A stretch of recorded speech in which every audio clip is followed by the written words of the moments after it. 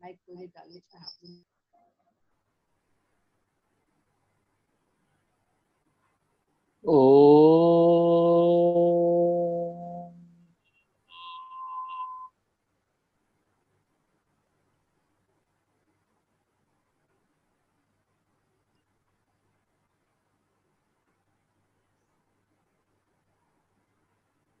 નમો અરહંતાણં નમો સિદ્ધાણં નમો આયર્યાણં નમો વજ્રાયણં નમો લોયે ત્રિકાળવર્તી સૌ સાહુણં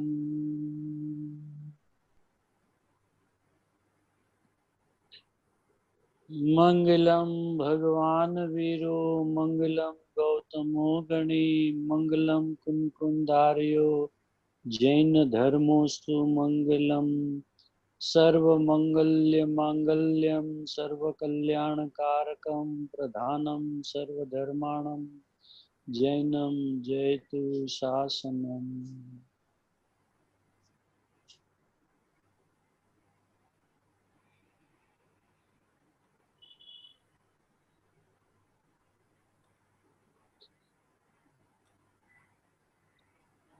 સર્વજ્ઞ પરમાત્માની દિવ્ય ધ્વનિ, એ દિવ્ય ધ્વનિની અંદરમાં સર્વ પદાર્થો પોતાના દ્રવ્યમાં અંતર્મગ્ન રહેલ છે.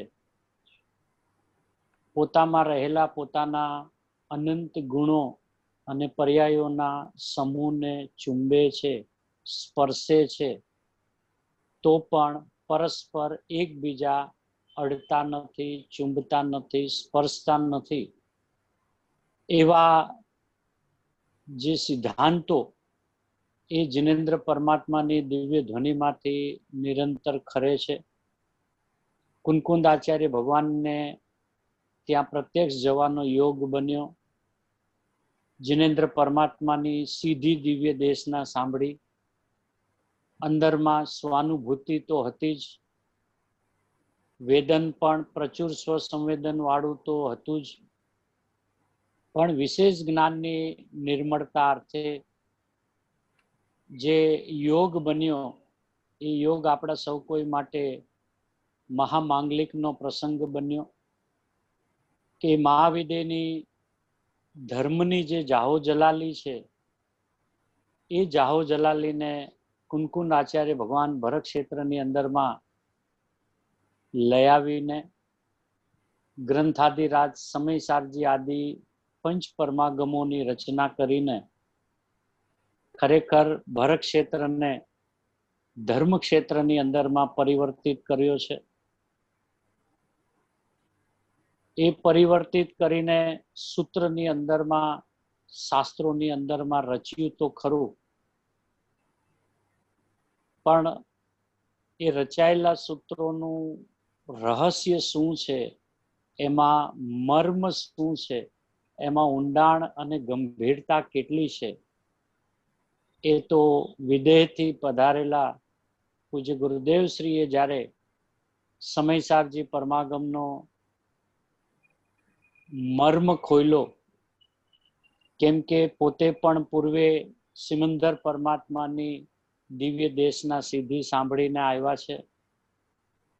કુનકુંદ આચાર્ય ભગવાનને તો 8 દિવસનો જ યોગ બન્યો, પણ પૂજ્ય ગુરુદેવ શ્રીને તો અસંખ્ય અબજ વર્ષોનો યોગ રહ્યો અને એ દિવ્ય દેશનાને અંદરમાં ધરબાવીને બે મહાપુરુષોના ભેટાનું મિલન સ્થાન તો એ સિમંદર પરમાત્માનું સમોસરણ હતું કે જ્યાં ભરત ક્ષેત્રના સમર્થ આચાર્ય ભગવાન પધાર્યા. સિમંદર પરમાત્માની હાજરીમાં ગુરુદેવ શ્રી અને કુનકુંદ આચાર્ય ભગવાનનું મિલન થયું.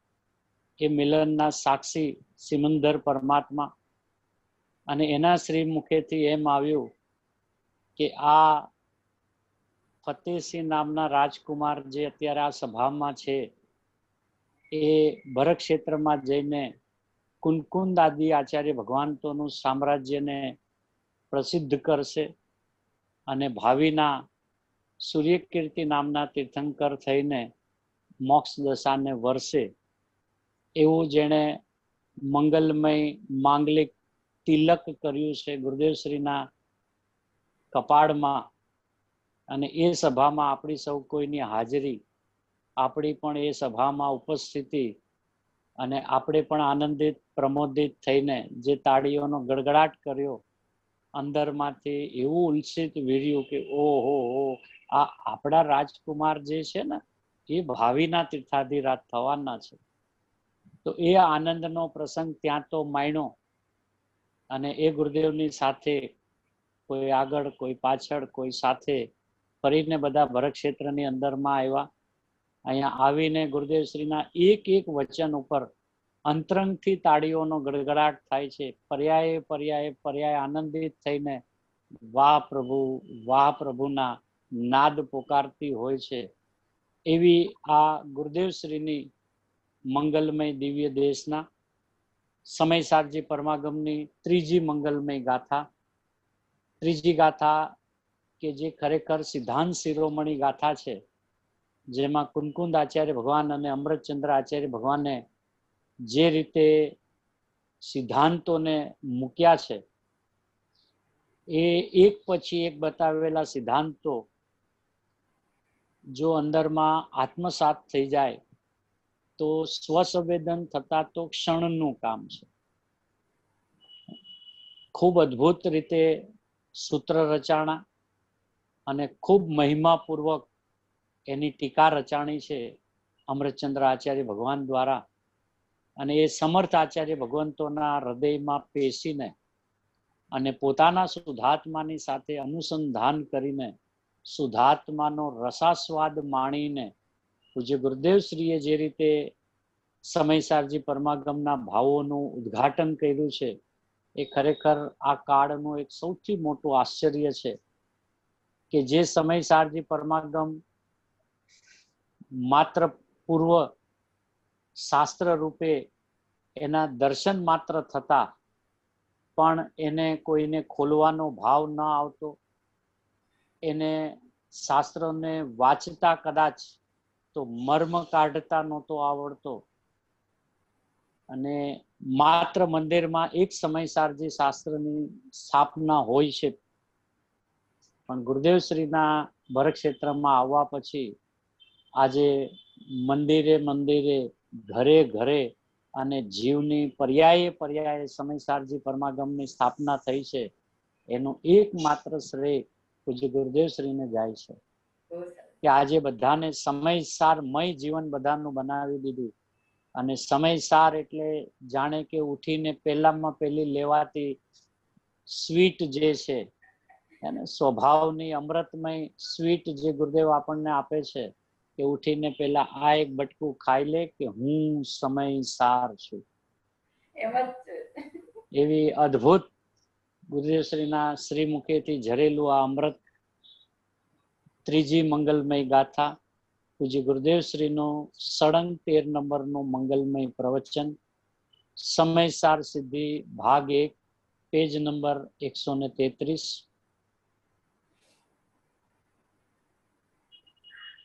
સર્વ પદાર્થો કેવા છે? સર્વ પદાર્થો એમ કહ્યું છે ને, કેવા છે સર્વ પદાર્થો, કે સર્વ એટલે અનંત પદાર્થો,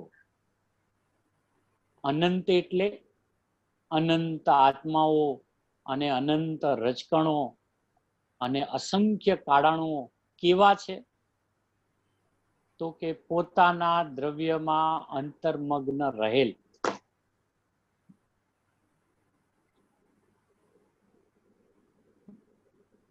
પોતાના દ્રવ્યમાં રહેલા છે. કેવી રીતે? અંતર્મગ્ન એવા. એક છે કે રહેલા છે, અને એક શબ્દ છે અંતર્મગ્ન. એટલે રહેલા તો દરેક દ્રવ્યમાં એના ગુણો હોય, પણ રહ્યા છે કઈ રીતે? તો કે રહ્યા છે અંતર્મગ્ન. એ અંતર્મગ્ન શબ્દ એ એકત્વને સૂચવે છે કે દરેક દ્રવ્ય જે એકત્વ ગત એમ શબ્દ છે ને મૂળ સૂત્રની અંદરમાં, હે ને? તો કે ઈ ક્યાં એવું લખ્યું છે એમ કે આ અંતર્મગ્ન શબ્દ છે ઈ ઓલું એકત્વ ગત કુંકુંદ આચાર્ય ભગવાનના સૂત્રમાંથી અમૃતચંદ્ર આચાર્ય ભગવાને અંતર્મગ્ન આ શબ્દનું વાચ્ય ત્યાંથી કાઢ્યું છે કે રહેલા છે પણ અંતર્મગ્ન છે, એટલે દરેક ગુણ પોતપોતામાં મગ્ન છે, દરેક પર્યાય પોતપોતામાં મગ્ન છે, અને અભેદથી આખું દ્રવ્ય પોતામાં અંતર્મગ્ન છે. એટલે પોતાના દ્રવ્યમાં રહેલા છે અંતર્મગ્ન એવા પોતાના અનંત ધર્મોના ચક્ર, કે ચક્ર એટલે શું કે સમૂહ,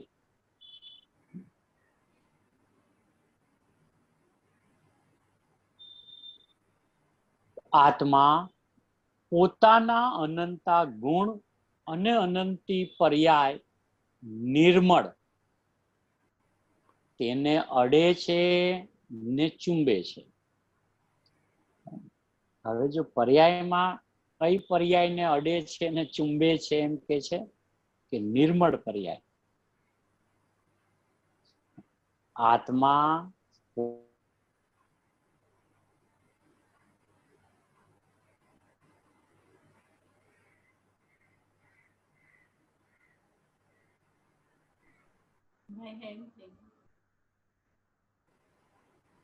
નેટ તો બરાબર બતાવે છે.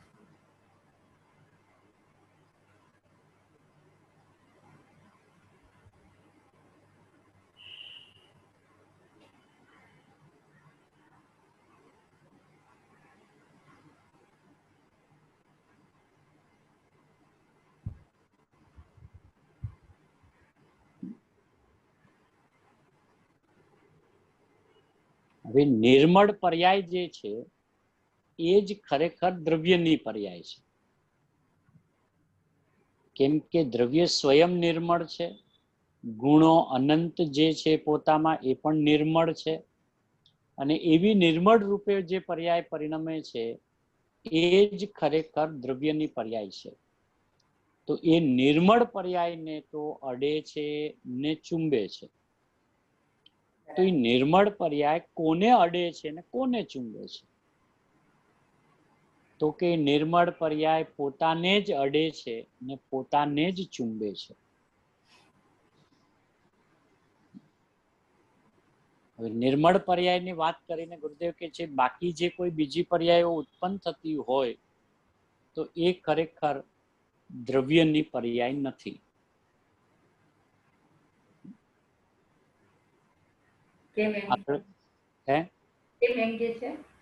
કેમ કે એમાં ક્યાંય આત્માની પ્રસિદ્ધિ નથી થતી, આત્માનું સ્વસંવેદન નથી, અને એ ખરેખર આત્માનું પરિણમન જ નથી. એટલે તો હવે આગળ જઈને કે છે ને બંધ કથા વિસંવાદીની, તો પહેલે જ બંધારણ બતાવી દીધું કે પોતામાં રહેલા અનંત ગુણ અને અનંતી પર્યાય નિર્મળ એને અડે ને ચુંબે છે. હવે શું કામે અડવું ને ચુંબવું નિર્મળ પર્યાયનું થાય છે કે એ પરિણામનો પોતાનો સ્વભાવ છે. બરાબર. એટલે પોતાના સ્વભાવને તો દરેક પર્યાય અડે, ચુંબે, સ્પર્શે. એમ ગુણ પણ પોતાને અડે, ચુંબે, સ્પર્શે. બરાબર. પણ એમાં એમ કે પરિણમન નથી.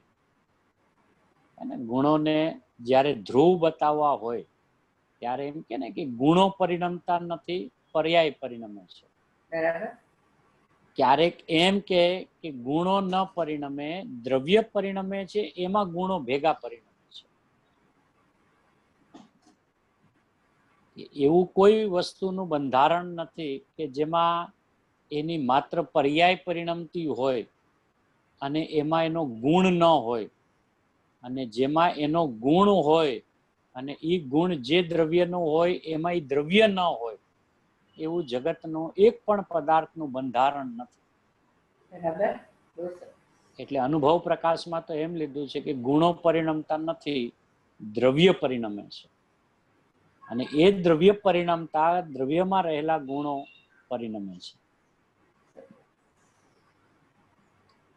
એટલે અહીંયા નિર્મળ પર્યાય પહેલી જ વાત મૂકી દીધી. એટલે આ વાત લક્ષમાં રાખીને ગાંઠ મારીને રાખી દેવી કે ભાઈ મારું પરિણમન થાય છે, ચુંબવું સ્પર્શવું થાય છે, કઈ પર્યાયને થાય છે? તો કે નિર્મળ પર્યાય. કે કેમ નિર્મળ ને જ? એ સ્વભાવભૂત પરિણમન છે. એ પર્યાયનો પોતાનો સ્વભાવ છે. એટલે એ પર્યાય ધર્મની અંદરમાં ભોગતા ધર્મ છે ને, કર્તા ને ભોગતા.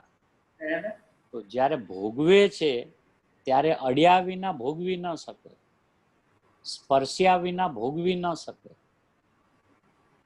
એટલે પર્યાયનો ધર્મ જે કરતા ભોગતા છે, એટલે પર્યાય પોતાને કરે અને પોતાને ભોગવે એમ આવે ને. તો ભોગવે છે જ્યારે, તો ભોગવટો તો ત્યારે જ થાય કે જ્યારે એમાં તન્મય હોય. બરાબર. હવે તન્મય ત્યારે જ હોય કે એને અડતો હોય, એને સ્પર્શતો હોય, તો તન્મય ને. બરાબર.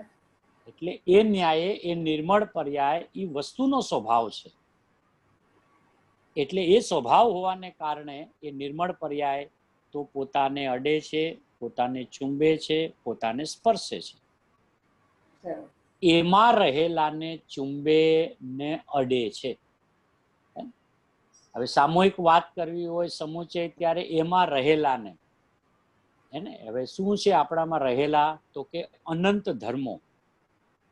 ધર્મની વ્યાખ્યામાં ગુણ પર્યાય બંનેને ધર્મ કહેવાય. તો અનંતા ગુણ ને અનંતી પર્યાય નિર્મળ, એમ ઉપર કીધું. હવે એ બધા શેમાં રહેલા છે? કે એક દ્રવ્યની અંદરમાં અંતર્મગ્ન છે. પણ એ અંતર્મગ્ન દ્રવ્યની અંદરમાં જે અનંત ગુણ ને પર્યાય રહેલા છે, એમાં પણ સુંદરતા શું છે? કે દ્રવ્ય સદાય દ્રવ્ય ભાવે રહ્યું, ગુણ સદાય ગુણ ભાવે રહ્યા, પર્યાય સદાય પર્યાય ભાવે રહી. એટલે એમાં એક પર્યાય બીજી પર્યાયને અડતી નથી, ચુંબતી નથી. એક ગુણ બીજા ગુણને અડતો નથી, ચુંબતો નથી. ત્યારે અનંત ગુણનું અનંતું અસ્તિત્વ જેમ છે તેમ રહી ગયું. એટલે અનંતતા પણ સિદ્ધ થઈ ગયા, અને પરસ્પર એકબીજાને અડતા નથી, સ્પર્શતા નથી, એ પણ સિદ્ધ થઈ ગયા. નિશ્ચયથી તો ભગવાન આત્મા વ્યવહાર દયાદાનનો વિકલ્પ ઉઠે છે, એને એ આત્મા ચુંબતો નથી, અડતો નથી. એ ભિન્ન રહે છે. આવો જૈન ધર્મ હશે.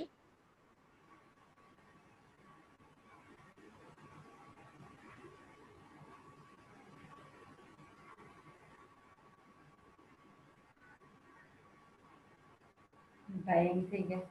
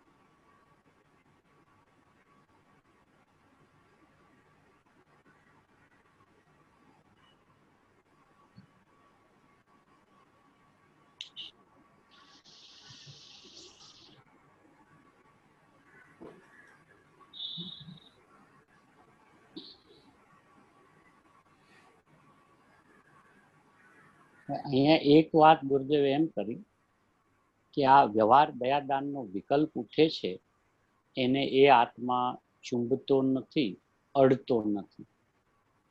પછી શું કે છે, એ ભિન્ન રહે છે એમ કીધું ને.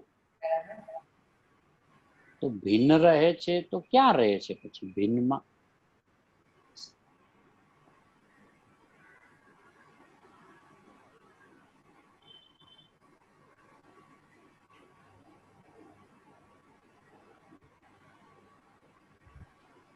એમ છે ને, એ ભિન્ન રહે છે. તો ક્યાં ભિન્ન રહેતો હોય છે? નિર્મળ પર્યાય અને રાગ બંને રહેતા હશે તો એક ભિન્ન રહે છે એનો અર્થ છે કે છે જ નહીં, એનું નામ ભિન્ન રહે છે. નહીતર એને પાછું અંદરમાં એમ થાય કે છે તો ખરો પણ ભિન્ન છે. બરાબર. તો જે નિર્મળ પરિણમન પોતાનું જે સ્વભાવ ભાવ છે ને વાળું, એ એના ઉપર જોર નહીં આવે. બરાબર. ભલે નિર્મળ પર્યાય હોય પણ રાગી છે એમ જો ગુરુદેવ ચોખ્ખું કીધું છે, એ ભિન્ન રહે છે. એટલે રહે તો છે પણ ભિન્ન તરીકે રહે છે. હવે આપણે પૂછવું પડે ને કે સાહેબ પછી ભિન્નપણે ક્યાં રહે છે, શેમાં રહે છે?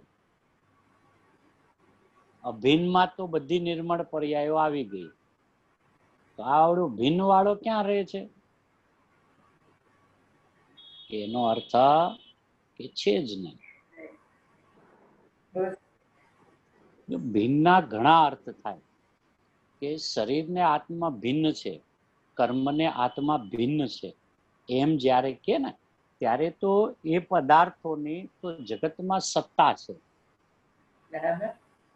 એટલે એ અપેક્ષા એને ભિન્ન કહેવાય કે ભાઈ આ શરીરની તો સત્તા છે, કારણ કે આ પૂતગલ પરમાણુ છે, એનો સ્કંદ છે ને, પૂતગલ છે. તો પૂતગલની સત્તા તો જગતમાં કાયમ છે. પછી ઓલો કાર્બન શરીરમાં કર્મો રૂપે પરિણમન થાય છે, એની સત્તા પણ જગતમાં કાયમ છે.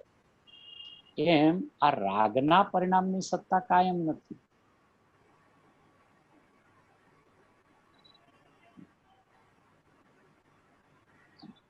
જીવનો જગતમાં એમ કે મોક્ષ થઈ જાય તોય શરીર આદિના પૂતગલ પરમાણુ તો જગતમાં રહે જ, પણ રાગાદીનું શું? બાપુ તો એને જ્યાં સુધી માયનો તું કલ્પના કરી હતી ત્યારે ઉભા કર્યા હતા ને સ્વરૂપ સમજાણું તો ટાળી નાખ્યા. હવે એક જીવની અંદરમાં જો રાગ ન હોય, એક જીવમાં પણ જો રાગ વગરનું એનું જીવન હોય તો એનો અર્થ એમ થયો કે અનંત જીવોનું જીવન પણ એવું જ હોય. જેમ કે જગતમાં અનાદિકાળથી અનંત સિદ્ધ પરમાત્માઓ રાગ વગરના બિરાજે છે. બરાબર. અને એની સત્તા પાછી જગતમાં કાયમ છે અને રાગ રહિત દશા વાળી પરિણમન છે. તો પછી જો અનંત સિદ્ધો રાગ રહિત રહ્યા છે તો સિદ્ધ રૂપે રહેવું એ જીવ માત્ર નો સ્વભાવ છે અને સ્વરૂપ થઈ ગયું ને. બરાબર. તો એ ત્યાંથી વિચાર કરે તો કે આ ભિન્ન નો અર્થ શું થાય કે ભિન્ન એટલે છે જ.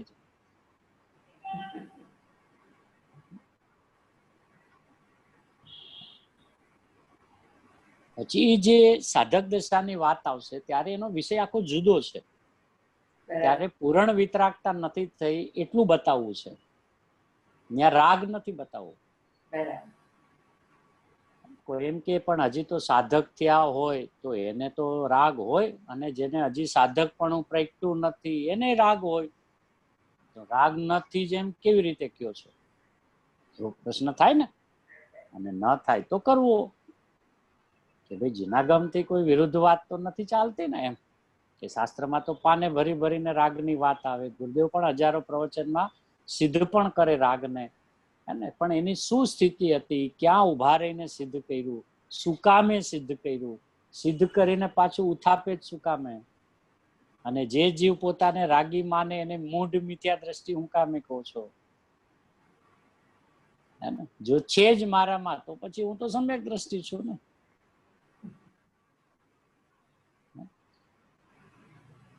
તો કે આ ભિન્ન રહે છે એનો અર્થ છે જ નહીં. તો કોઈ કે નહીં નહીં, શબ્દ છે જ નહીં એમ ક્યાં છે? ભિન્ન રહે છે એટલે પોતાથી જુદો રહે છે એમ. રહે તો છે જ ને, ક્યાં વયો જાય છે? તો ઊભો તો રાખ્યો. હા, તો એને પૂછે પછી શેમાં રહે છે? મારી જેટલી વાત કરી એમાં તો આચાર્ય ભગવાન ને ગુરુદેવ એમ કે છે કે પોતામાં જે અનંત ગુણ અને અનંતી પર્યાય નિર્મળ, તેને તો અડે છે ને ચુંબે છે. એટલે મારી તો અંતર્મગ્નતા છે ને અહીંયા સુધી પૂરી થઈ ગઈ.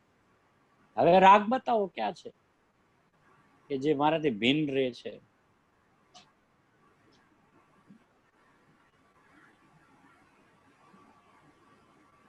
તો એને વાતે વાતે જ્ઞાનને તીક્ષ્ણ કરવું પડશે. એ એમ જો આમાંથી કાઢે કે નિર્મળ પર્યાય, એ તો જ્ઞાનીઓની વાત છે. એમ કરીને પાછો ભાવ કાઢે, નિર્મળ પર્યાય આપણને થોડી થઈ છે, તો જ્ઞાનીને થઈ છે. એટલે નિર્મળ પર્યાય જ્ઞાનીઓ જે છે એ તો એના શુદ્ધ સ્વરૂપને અડે ને સ્પર્શે. આપણે તો અત્યારે રાગને અડીએ ને. આગળ તો ગુરુદેવે કીધું ને કે રાગને તો અડતોય નથી, ચૂંબતોય નથી ને સ્પર્શતોય નથી.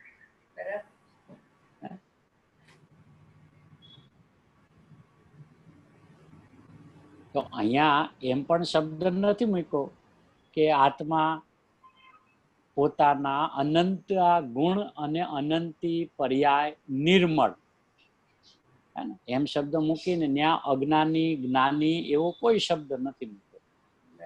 આત્માની આગળ પણ કોઈ શબ્દ નથી મૂક્યો કે આત્મજ્ઞાની, ધર્મી જીવ, એવું કાંઈ શબ્દ મૂક્યો નથી. સમુચય વાત કરી છે. આત્મા પોતાના અનંતા ગુણ અને અનંતી પર્યાય નિર્મળ, તેને અડે છે ને ચુંબે છે. તો આમાં આપણે શું કામે કાઢવું કે આ તો જ્ઞાનીની વાત છે? આમાં ક્યાંય લખ્યું નથી કે આ તો જીવ માત્રનું બંધારણ ચાલે છે ને. કેવા છે સર્વ પદાર્થ, એમ નથી કીધું કેવા છે જીવની અંદરમાં પણ જ્ઞાની જીવો,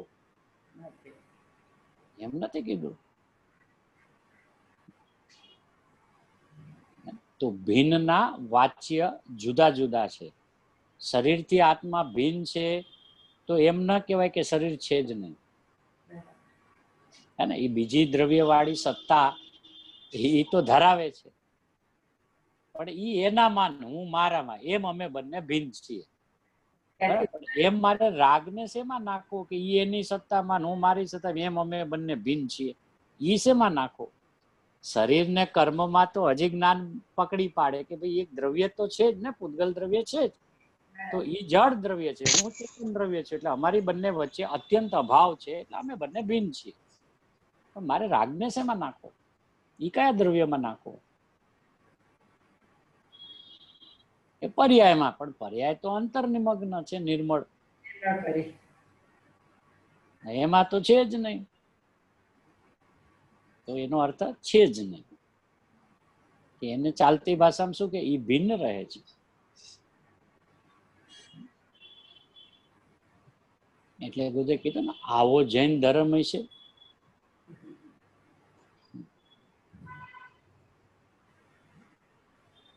એ શરીરની ક્રિયાઓ શરીરમાં, એ શરીરનો ધર્મ છે એ તો એનો, એથી એની ક્રિયા થાય છે. તારામાં રાગ થાય એ તો પુણ્ય છે, જૈન ધર્મ નથી. હવે શું થાય કે ક્યાં ક્યાં ઉભા રહીને જ્ઞાનીઓ વાત કરતા હોય, શરીરથી જુદો બતાવો હોય ત્યારે કે શરીરની ક્રિયામાં તો તારું કાંઈ હસ્તક્ષેપ છે જ નહીં, તું તો બહુ તો રાગ કરે, ત્યારે એમ કે, પણ ત્યારે રાગની વાત ઓલા શરીરની ક્રિયાથી ભિન્ન બતાવવા કરતા હોય. હવે જો ત્યારે રાગ ને થતો હોય તો પછી આ ઉપરના વચનોનો વિચાર કરવો પડે ને.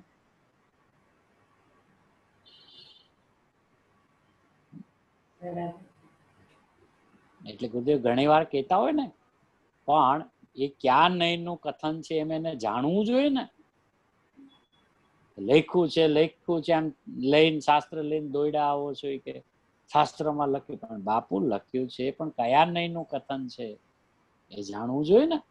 અને ઈ ત્યાં એને શું સિદ્ધ કરવું છે એ તો જાણવું જોઈએ ને.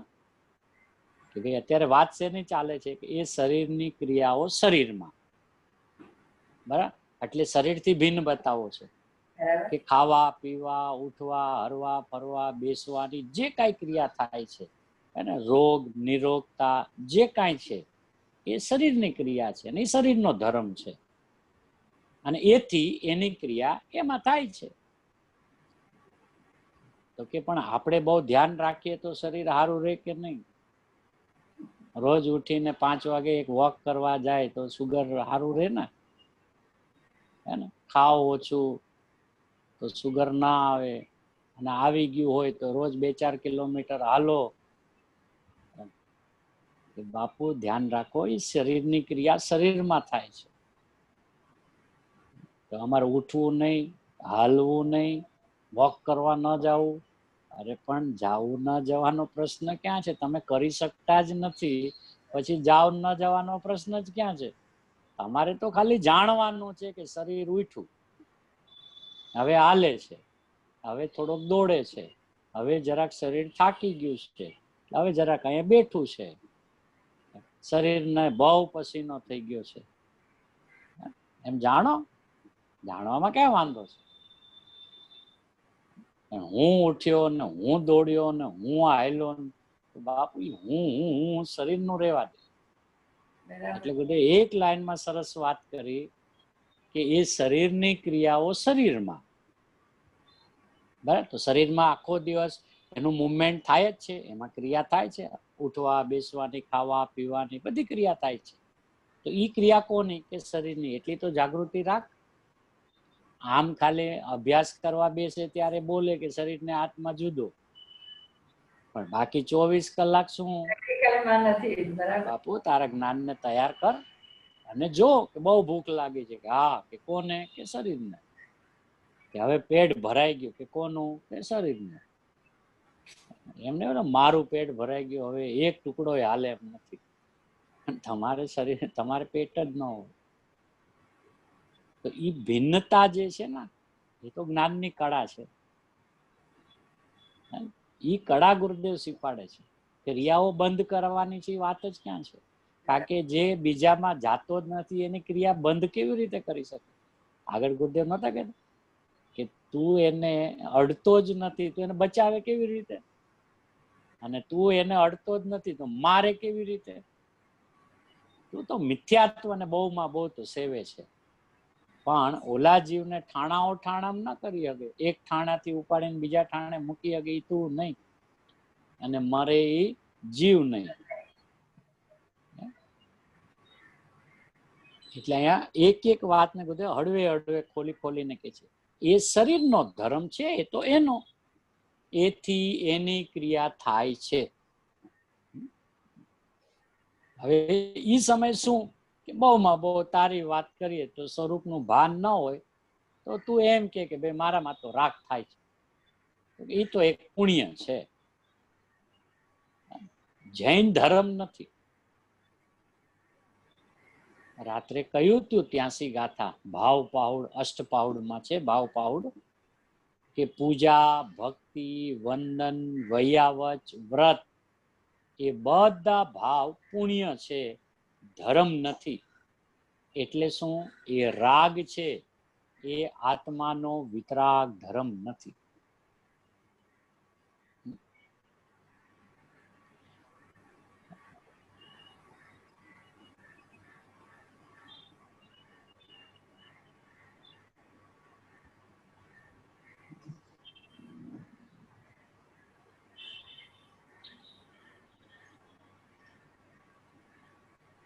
એટલે એ બધા ભાવ જે છે એ કઈ કોટી વાળા છે અને એનું જ્ઞાન કરાયું. એ બધા ભાવ પુણ્ય છે પણ ધર્મ નથી. એ કેમ ધર્મ નથી? તો કે એ રાગ છે. અને આત્મા કેવો છે? એટલે કે હું કેવો છું કે હું તો વિતરાગ સ્વભાવ વાળો છું. બરાબર. એટલે કીધું કે એ આત્માનો વિતરાગ ધર્મ નથી.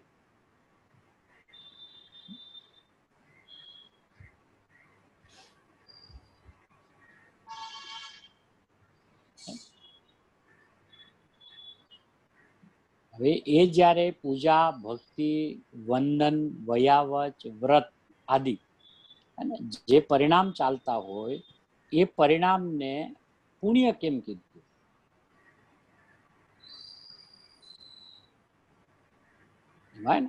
પૂજા, ભક્તિ, વંદન, વયાવચ, વ્રત એ બધા ભાવ પુણ્ય છે. કે સાહેબ એને પુણ્ય કેમ કહો છો? તો કે એ ભાવોમાં બે વસ્તુ સર્જાય છે કે એક જીવ જે સ્વભાવને ઓળખતો નથી એને આ ભાવોમાં ધર્મની કલ્પના કરી નાખી. એટલે એના એ સમયના ભાવને મિથ્યાત્વનો ભાવ કીધો. અને એને શાસ્ત્રમાં એમ કીધું કે પાપાનું બંધી પુણ્ય છે. હવે પુણ્ય પણ કીધું ને પાપાનું બંધી પણ કીધું. તો કે પુણ્ય ને પાપાનું બંધી પુણ્ય એટલે શું? તો કે પરિણામમાં જે ઉગ્રતા જે છે કસાઈની એ મંદ પડી છે. હવે એ જે કસાઈની મંદતા થઈ છે ને એને પુણ્ય કહીએ છીએ. પણ આ પુણ્ય જે ભાવ હું કરું છું ધર્મની ક્રિયા છે એ પાપાનું બંધ છે. એટલે કે એનું નામ મિથ્યાત્વ છે. હવે બીજો જીવ થોડોક માર્ગમાં આવ્યો, શુભ અને શુદ્ધ વચ્ચેનો આંતરો સમજતો થયો, ગુરુદેવ મળ્યા, ગુરુદેવે જીવનભર આપણને આ વાતને એટલી બધી ચોખ્ખી કરી, શાસ્ત્રના આધાર આપીને કે જો શાસ્ત્રમાં તો પુણ્યને પણ પાપ કીધું છે. બરાબર. એટલે સમય સારજીમાં પણ પાપ પુણ્ય અધિકાર નથી લખ્યો, પુણ્ય પાપ અધિકાર. પુણ્ય પાપ નહીં, પુણ્ય પાપ અધિકાર.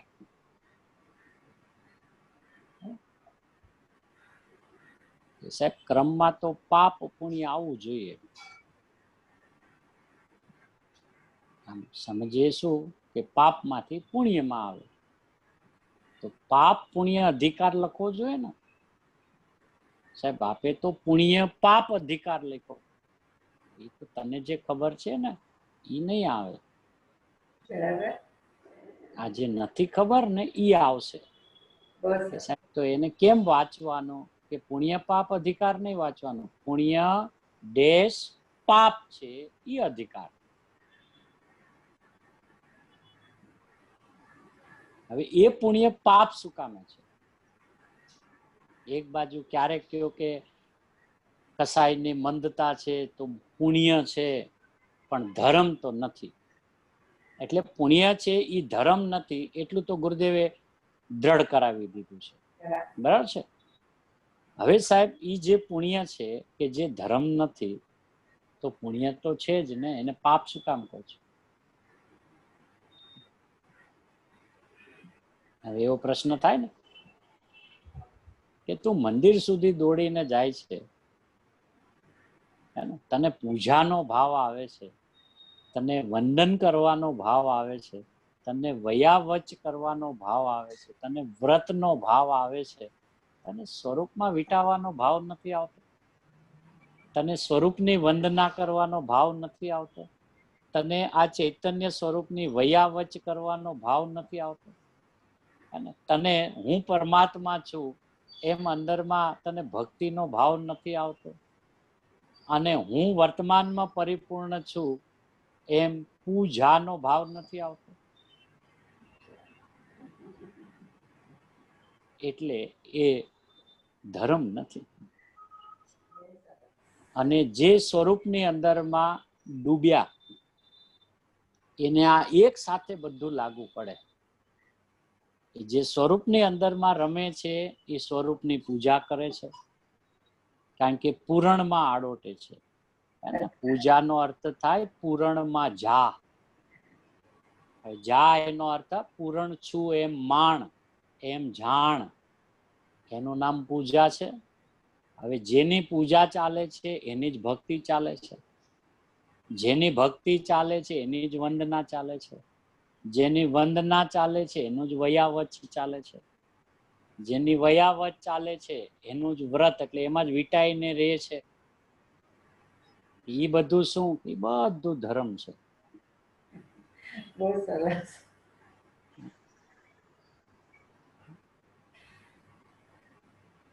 કે ઈ શું? કે એ વિતરાગ છે, એ વિતરાગી ધર્મ છે. એટલે જ્ઞાનીઓ 12માં એમ લાગે પૂજા કરતા નથી, ભક્તિમાં આવતા નથી, કે બાપુ એનું 24 કલાક પૂજા, ભક્તિ, વયાવચ, વ્રત, વંદન બધું ચાલે છે. તને તો શરીરથી ક્રિયા કરીને દેખાય તો લાગે છે ને વયાવચ એટલે કોઈની સેવા કરવી. એમ સામાન્ય અર્થ હું કરી નાખ્યો, વયાવચ એટલે કોઈ સાધુ સંતો આવ્યા હોય એમ, એની સેવા કરવી, એને ગોચરી આદિમાં અનુકૂળતા અપાવી, એને કઈ વસ્ત્ર આદિ જોતા હોય, એને કઈ શાસ્ત્ર આદિ જોતા હોય, દવા દારૂ કઈ જોતી હોય, એને એક સ્થાનેથી બીજે સ્થાને ક્યાંય જવું હોય તો એ બધી એની સગવડતાઓ કરી દેવી, એની વયાવચ છે, ધૂળમાં નથી. એટલે એમાં વાત શું આવી કે બીજાની વયાવચ કરવી. અહીંયા કે છે તારી વયાવચ કરવાની છે. સાહેબ વયાવચ તો કઈક શરીર બીમાર પડ્યું હોય તો વયાવચ થાય ને. અમે તો એમ સમજીએ છીએ, કોઈ આવ્યું હોય એમ મોનિરાજ, પછી એમ કે એની વયાવચ કરો, શારીરિક સ્થિતિ બરાબર નથી એમ. કે બાપુ આ વયાવચ જુદા પ્રકારની છે. આ ખોટખાપણ વાળી વયાવચ નથી, આ પરિપૂર્ણતા વાળી વયાવચ છે. એટલે સ્વરૂપને અંદરમાં પોતાની સેવા કરવી, સ એવ, એ પોતાની સેવા કરે છે એનું નામ વયાવચ છે. કે પોતાની સેવા કેવી રીતે થાય તો એ બધું આગળ ખોલશે. છઠ્ઠી ગાથામાં આવ્યું ને, ભિન્નપણે ઉપાસવામાં આવતા, સેવવામાં આવતા, તો ત્યાં સેવા શબ્દ લીધો છે, ઉપાસવું લીધું છે, અહીંયા વયાવચ લીધું. અને આ બધા જે પ્રકાર બતાવ્યો ને 12 ના બતાવ્યા. હે ને, જો પૂજા કરે તો પર ભગવાનની કરે, ભક્તિ કરે તો પર ભગવાનની કરે, વંદન કરે તો પર ભગવાનને કરે, વયાવચ કરે તો પર ભગવાનની કરે, વ્રત કરે તોય પર ભગવાન માટે કરે. એટલે હવે એ ભાવ પુણ્ય છે, ધર્મ નથી. કે સાહેબ ભલે ને ધર્મ ન હોય તો કાંઈ નહીં, પુણ્ય તો છે ને, બુધે કે પાપાનું બંધી છે. ઈ વળી શું હોય, પુણ્ય કેવું ને પાપાનું બંધી કેવું? કે મિથ્યાત્વ સહિતનું છે ને. હવે વયાવચ કોને કહેવાય તમને ખબર જ નથી, વ્રત કોને કહેવાય? ગુરુદેવે તો સરસ પરિભાષા આપી હતી શાસ્ત્રમાંથી, કે વ્રત એટલે સ્વરૂપમાં વીટાઈને રહેવું, એનું નામ વ્રત છે. ભૂખા પેટે રહેવું એનું નામ વ્રત નથી, એને તો ચક્કર જ આવે. ઉપવાસ આવે છે ને, આ ઉપવાસ આવ્યો, અને ઉપ એટલે આત્માની સમીપમાં રહેવું, એનું નામ ઉપવાસ છે. હવે જે આત્મા હું છું એમ પોતાની હૂંફમાં જે રહે છે, એ તો અતિન્દ્રિય આનંદનું ભોજન કરે છે. એ ક્યાં ખાલી પેટે કરે છે? એ તો ભૈરા પેટે ઉપવાસ કરે છે. આનંદનું ભોજન લઈને કર્યું ને, અને આનંદનું ભોજન લેતા લેતા થાય છે ઉપવાસ.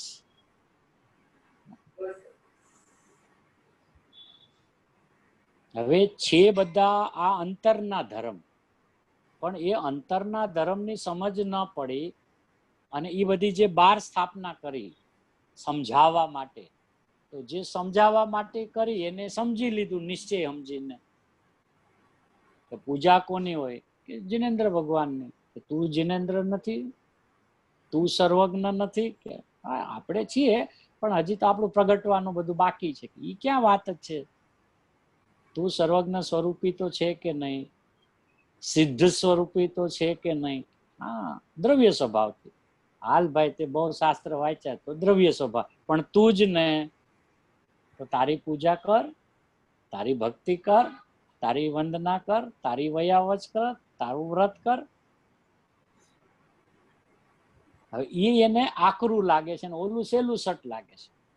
સવારે ઉઠીને મંદિરે જઈ આવ્યા, દર્શન કરી આવ્યા, પૂજા કરી આવ્યા, અભિષેક થઈ ગયો, ગુરુદેવનું પ્રવચન સાંભળી લીધું અને સમાજમાં આપણી હાજરી પુરાવાઈ ગઈ. ઈ કે બાપુ ઈ નહીં. આનો બીજો પ્રશ્ન આ કે જાવું કે નહીં મંદિરે? તરત બીજો પ્રશ્ન, પણ જાવું ન જવાનો પ્રશ્ન ક્યાં છે? જાય છે ત્યારે કઈ રીતે હોવું જોઈએ ઈ વાત ચાલે છે.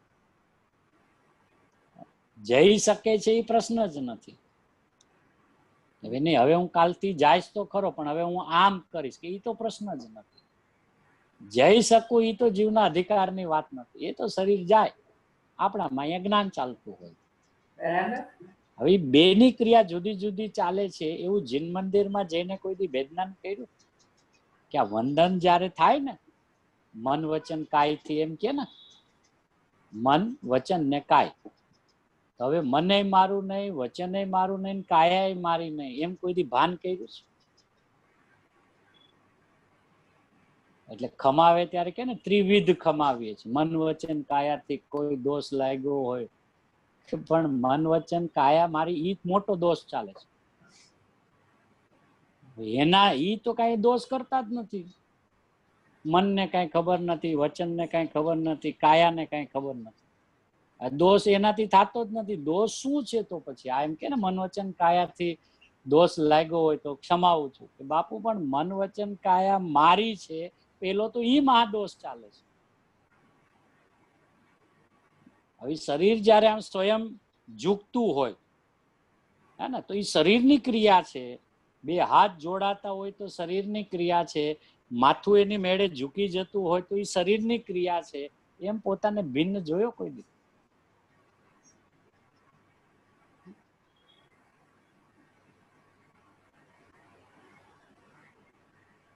અને આ બોયલા કરે ગડગડિયા મન વચન કાયાથી. કાંઈ દોષ લાગ્યો હોય, કર્યું કરાયું અનુમોદ્યું હોય તો મિચ્છામી દુક્કડમ. ગુરુદેવ કે ધૂળમાં તારું મિચ્છામી દુક્કડમ નથી.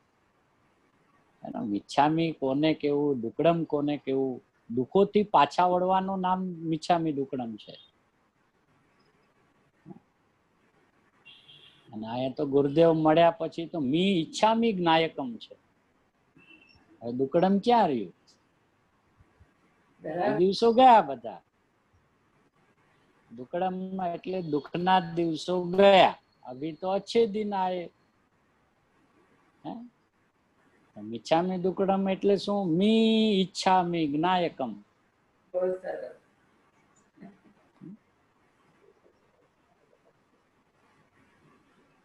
બધે કે ને બાપુ ફરવું પડશે, તારે બધી જગ્યાએથી પાછા વળવું પડશે. હો,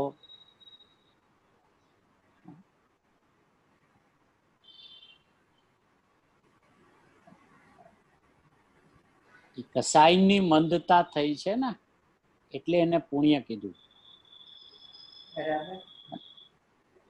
પણ છે કસાઈના પરિણામ એટલે પુણ્ય પાપ છે. કારણ કે જેમાં આત્મા કસાતો હોય એવું કોઈ પણ પરિણમન હોય તો એ પાપ જ છે. પછી ચાહે પૂજા ભક્તિ વ્રતના જે પરિણામ ચાલતા હોય, પણ આત્મા કસાય છે ને, આત્મા રૂષ્ટપુષ્ટ નથી થતો ને, જેમાં આનંદનો બોછાર ઉઠે અંદરમાંથી, આનંદની ધારા ફૂટે અંદરમાંથી, એવું તો પરિણમન નથી થતું ને. કે ઈ જે પરિણમન એવું ન થયું એનું નામ જ આત્મા કસાણો. એવા પુણ્યને એટલે પાપ કીધું.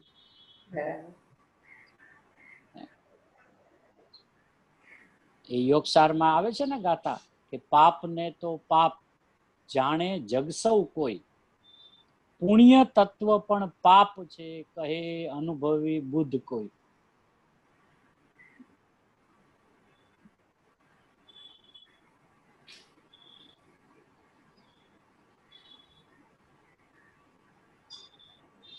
એટલે કોઈ દિવસ વિચાર ન કર્યો કે આવા પરિણામોને પુણ્ય શું કામે કીધું અને પુણ્યનો એક્ઝેક્ટલી અર્થ શું થાય.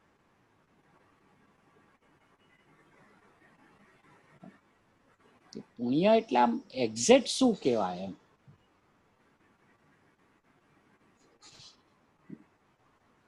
એનો વિચાર ન કર્યો. શું કામ પુણ્ય કીધું?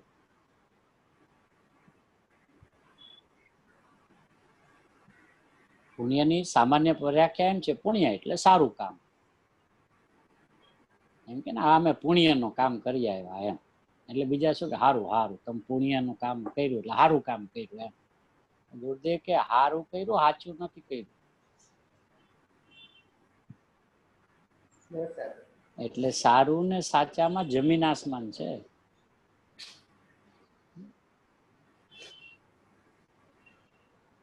હવે તું જેને સારું કે છે ને એ ખરાબ છે,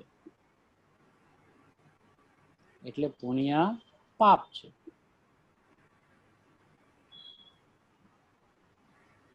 તો પાછો પડશે, તો પાછો ઉભો થાય બાપુ ત્યાંથી. નહીતર આ ક્રિયાઓ આ ભાવમાં તો અનંત કાળથી રખડતો આવ્યો છે. આ કોઈ નવા થોડી છે. પહેલી વાર જિંદગીમાં કોઈ દી ભગવાનની પૂજા જ નથી કરી ને વંદન જ નથી કર્યા એવો કોઈ પહેલો વખતનો ભાવ તો છે નહીં. બુદ્ધે તો જયારે એનું વર્ણન કરે તો કે સાક્ષાત પરમાત્માના સમોસરણમાં જઈને એને રત્નોના થાળ ભરીને કલ્પવૃક્ષના ફૂલોથી જય ભગવાન આરતીઓ કરી. હીરા રત્ન માણેક જડેલી પ્લેટો લઈ ગયા ને એમાં કલ્પવૃક્ષના ફૂલ, એનાથી ભગવાનની પૂજા અર્ચના કરી. બાપુ આ ભગવાન રહી ગયો.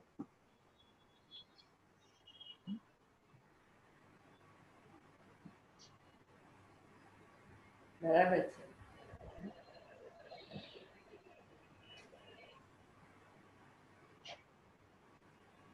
બાહ્ય નિવૃત્તિમાં બધું આવે. પાપની પ્રવૃત્તિ તો છોડવાની, પુણ્યની છોડવાની. એનું નામ બાહ્ય નિવૃત્તિ છે.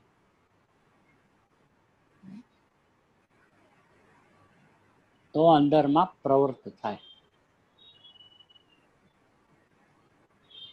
અહીંયા તો બંધ કથા બતાવીને રાગનો સંબંધ પણ ખોટો છે એમ બતાવું છે.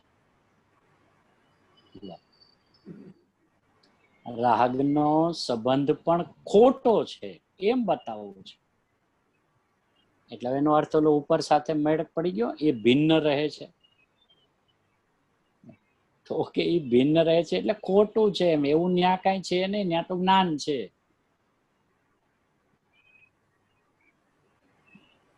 એમ નથી રાગ છે પણ રાગ આરે મારો સંબંધ છે એ ખોટો છે એમ નહીં. કાઢવું હોય તો બધું નીકળે ને આમાં. એમ કઈ રાગના પ્રેમી શું કાઢે? રાગને જેને જીવંત જ રાખવો છે એ કેવી રીતે કાઢશે?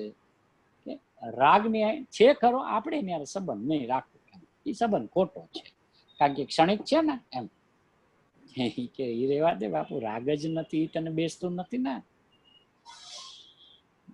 હવે જે હોય એની સાથે સંબંધ હોય કે ન હોય એની હારે સંબંધ હોય. સંબંધ માટે પણ કોઈ વસ્તુ તો જોઈએ ને, તો એની હારે આપણે સંબંધ બાંધી શકીએ. જે વસ્તુ જ નથી એની હારે સંબંધ હું. એટલે બધું કે રાગનો સંબંધ પણ ખોટો છે એમ બતાવું છે.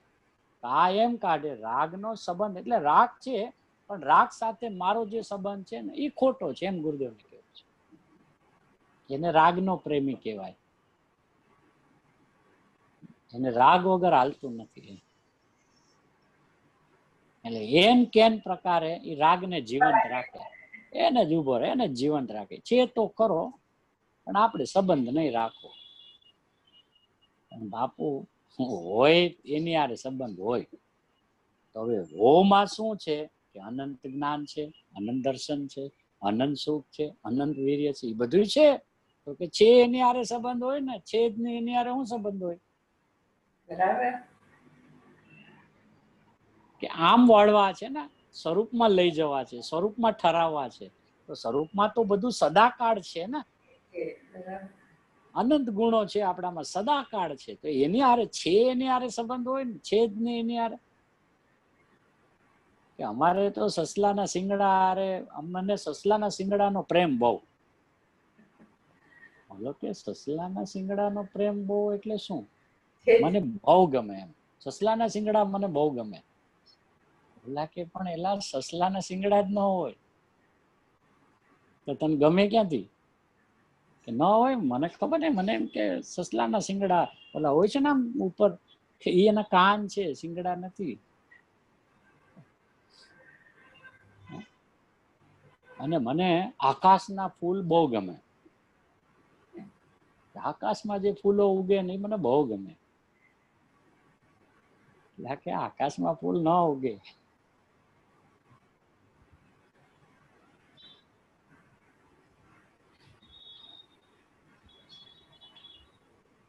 એટલે રાગનો સંબંધ પણ ખોટો છે એમ બતાવું છે. હવે જો રાગનો સંબંધ ખોટો છે એમ બતાવવું હોય તો પેલા એમ નક્કી કરવું પડે કે રાગ છે એ જ ખોટો છે. બરાબર. પછી જે ખોટો છે તો સંબંધ ખોટો ને, એ સંબંધ ખોટો કરવા જાય છે કે આપણે સંબંધ નહીં રાખવો, ભલે રાગ રહ્યો.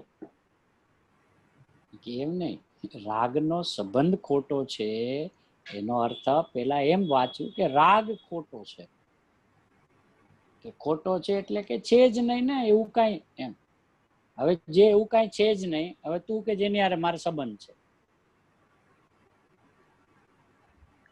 એમ એને વલોવવું પડે ને. રાગનો સંબંધ પણ ખોટો છે એમ બતાવવું છે. તો એ એટલું જ ખાલી આપણે વિચાર કરે કે સંબંધ ખોટો છે. એ સંબંધ વાત નથી, પેલા એમ વાંચ કે રાગ ખોટો છે. જે ખોટો છે એની હારે સંબંધ ના હોય ને.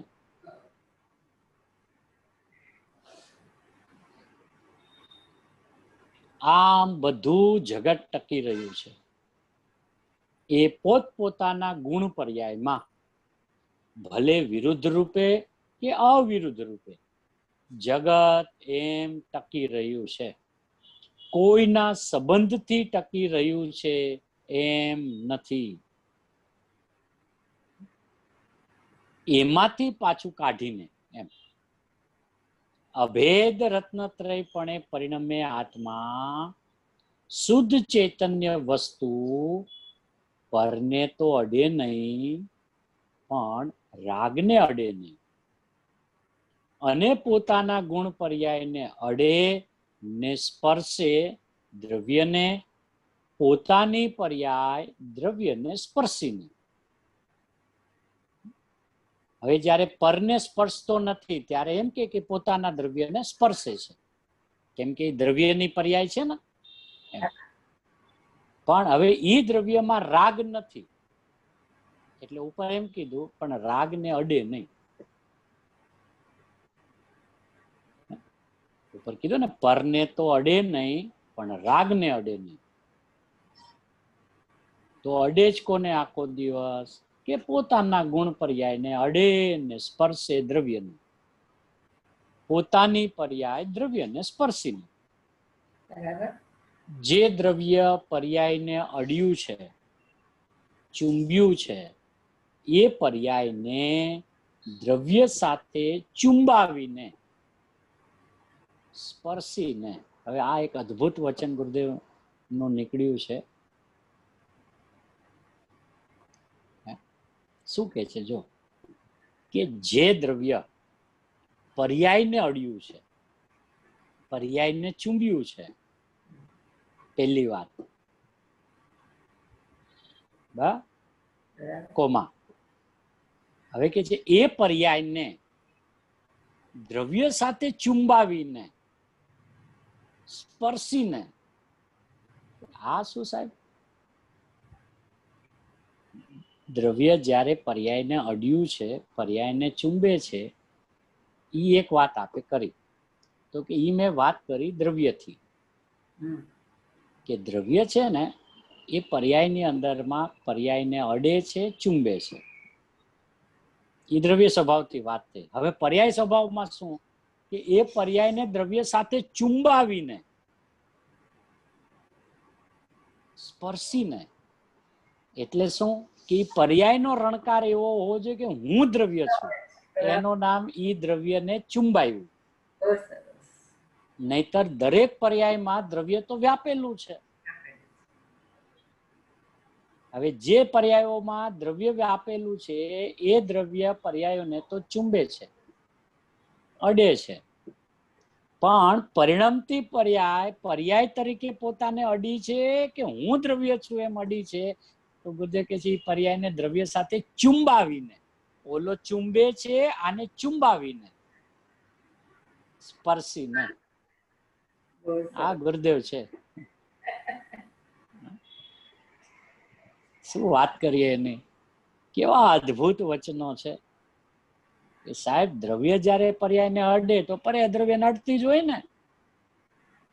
ના, પર્યાયને દ્રવ્ય સાથે ચુંબાવીને,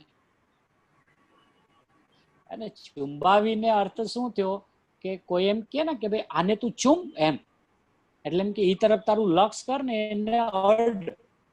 જયારે ઓલો તો અડેલો જ છે, કારણ કે એ તો ધારા પ્રવાહી દરેક પર્યાયમાં દ્રવ્ય વ્યાપક છે, એટલે ઈ તો દરેક પર્યાયમાં છે જ. એટલે ઈ અપેક્ષા એને એમ કહેવાય ને કે ઈ તો દરેક પર્યાયને અડે છે, ચુંબે છે, પણ પર્યાય ની ધ્યાનમાં નથી એટલે એને ચુંબાવે છે. એટલે એ પર્યાયને દ્રવ્ય સાથે ચુંબાવીને, સ્પર્શીને. જો પેલી બે વાત મસ્ત કરી ને, જે દ્રવ્ય પર્યાયને અડ્યું છે, એટલે હવે પેલી તો નિષ્ફિકરો શું કરી દીધી, નિષ્ફિકર ચિંતા મટાડી દીધી કે પર્યાયમાં દ્રવ્ય તો અડે જ છે, હર પર્યાયમાં દ્રવ્ય તો રહેલું જ છે, એટલે હવે તારે દ્રવ્યને ગોતવાનું નથી, હવે તારે ખાલી દ્રવ્યને ચુંબવાનું છે. તું ગોતવા નીકળ્યો છે ને પર્યાયમાં દ્રવ્યને, બહુ ઈઝી. હે બહુ ગુરુદેવ, સરસ કરી દીધું છે. હા ગુરુદેવ છે, જો એક એક શબ્દની કિંમત છે. જે દ્રવ્ય પર્યાયને અડ્યું છે, ચુંબ્યું છે, એટલે પેલા તો નિર્ભાર કરી દીધા કે તારે કોઈ પણ પર્યાય હોય તારે દ્રવ્યને ગોતવાનું નથી. કે કેમ સાહેબ કે ઈ દ્રવ્ય છે ને પર્યાયમાં અડ્યું છે, ચુંબ્યું છે. તો કે અડે ચુંબે એટલે શું, પછી તો પર્યાયના નાશે દ્રવ્યનો નાશ થાય. એ બધી વાત જવા દે, પોટલું વાળીને હમણાં મૂકી દે. કારણ કે પર્યાયનો ધારા પ્રવાહ ક્રમ છે અને દરેક ધારા પ્રવાહની અંદરમાં દ્રવ્ય વ્યાપક છે. એ તો આગળ આવ્યું હતું બરાબર, કે પર્યાય દ્રવ્ય હર પર્યાયમાં વ્યાપક છે, રહેલું છે. બરાબર સાહેબ, તો પછી તો કઈ કરવાની શું જરૂર છે, કે કરવાની જરૂર છે શું, પર્યાયને દ્રવ્યને ચુંબાવ. ચુંબાવીને એમ શબ્દ છે ને, કે ચુંબાવીને એટલે વર્તમાન પર્યાયના પરિણમનમાં પુરુષાર્થ બતાવે છે. જેમ ગુરુદેવ ઘણી વાર કહેતા ને કે નાનું બાળક હોય અને એને માતાનું દૂધ પીવું હોય, તો એ એને ત્યાં શું કરાવે, ચુંબાવે. તો કે તને ભૂખ લાગી છે ને તો તારે ચુંબવું પડશે એમ, નહીં તો ન્યા તો ધારાવાહી દૂધ આવે જ છે.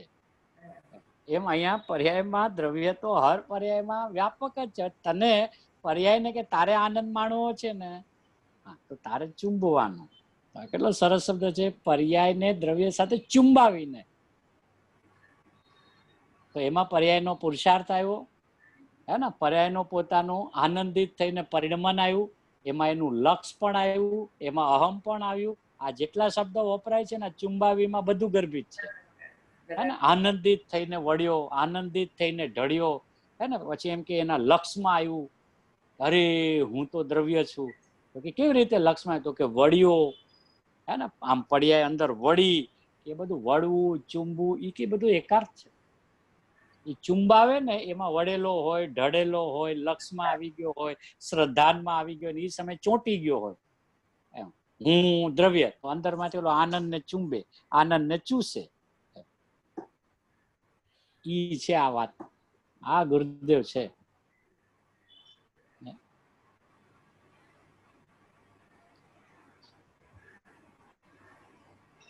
અને એ જ્યારે પર્યાય પોતાને દ્રવ્ય ભાવે ચુંબે છે, હે ને, ભલે અત્યારે એમ કે દ્રવ્યને ચુંબે છે, હવે એમાં કાંઈ દોષ નથી, હે ને. એ તો જ્યારે પર્યાયમાં રાગાદીની ચર્ચા હતી ત્યારે બધું અલગ અલગ બતાવતા હતા કે પર્યાય પોતે હું જ્ઞાયક છું એમ કે.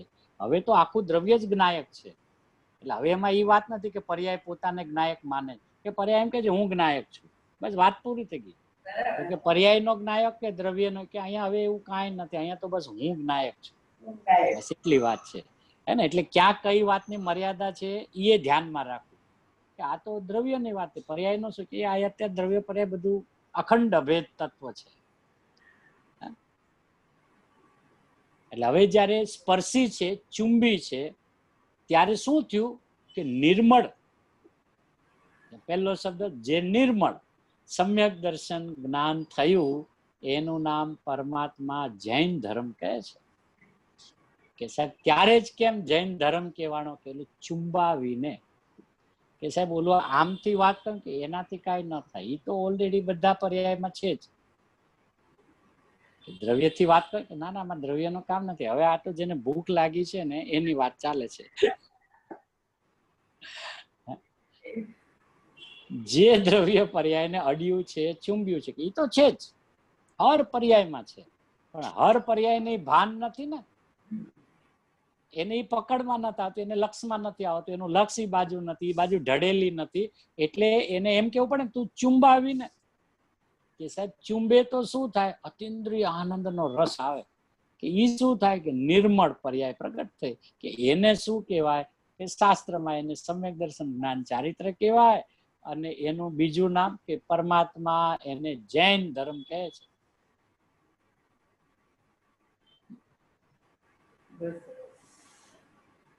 બાકી તો મજૂરી કરી કરીને મરી ગયો અનંત કાળથી. એક તો વેપાર ધંધાની મજૂરીઓ, મોટા મજૂર એ જીનેશ્વર દેવ ઇન્દ્રો ને ગણધરોની સમક્ષમાં આમ કહેતા હતા, એ વાત આ આવી છે. અહીં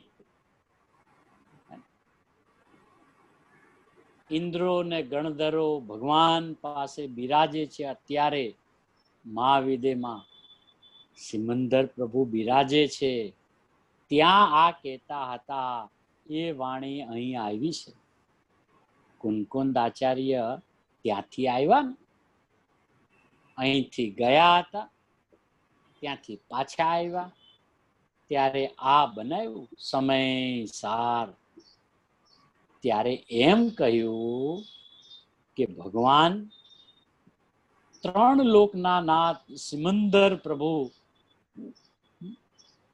પછી ગુરુદેવ કે તું જેની સામાયિકમાં આજ્ઞા માંગે છે, હે ભગવાન, હે ભગવાન એમ કહે છે, કે પરની દયા તું પાડી શકતો નથી.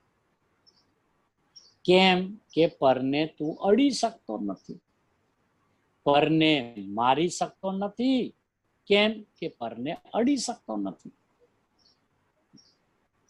જૂઠા બોલવાની ભાષા તું કરી શકતો નથી, કેમ કે એને અડતો નથી.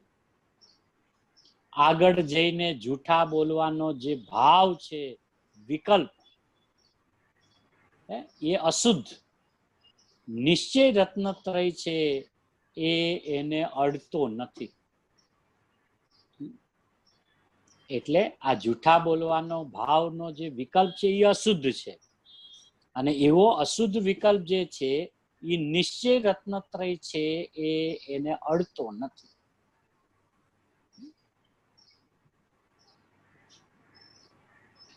આ તો વિતરાગ માર્ગ બાપુ ઝીણો છે.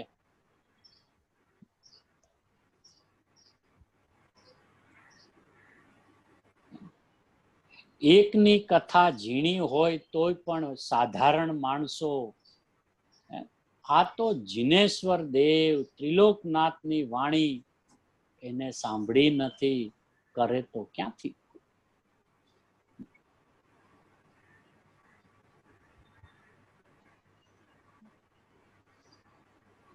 બારમાં તો ઓલી કથાઓ હાલતી હોય ત્યારે એકની કથા હાલે ને, એ અપેક્ષામાં કે એકની કથા ઝીણી હોય તો પણ એ તો સાધારણ માણસ હોય. ભાગવત કથા ને આ બધું મૂકતા હોય ત્યારે આવે ને એમાં રામચરિત્ર આવે ને ક્યાંક કૃષ્ણ ચરિત્ર આવતું હોય તો એકની વાત આવે. આ તો જીનેશ્વર દેવ ત્રિલોકનાથ એની વાણી છે બાપુ. એની તે પ્રભુ હજી તો સાંભળી નથી તો તું અંદરની વાત કરીશ ક્યારે? અંદરનું પરિણમન તું ક્યારે કરીશ પ્રભુ? પેલા ભાવમાં તો આ વાતને પકડ, એને સમજ. પાછા પોતાના અનંત ધર્મો લીધા છે, અસંખ્ય કે સંખ્ય નહીં. આપણામાં ધર્મો કેટલા? તો કે અનંત. દરેક પરમાણુ, એક પરમાણુ હો પોઈન્ટ, છેલ્લો ટુકડો તો પણ એમાં અનંત ધર્મ છે. ગુણને પર્યાય અનંત છે.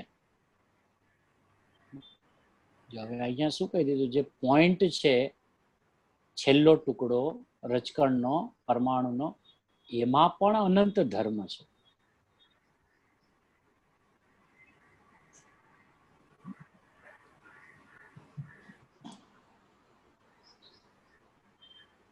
તો અનંત ધર્મોના સમૂહને ચુંબે છે.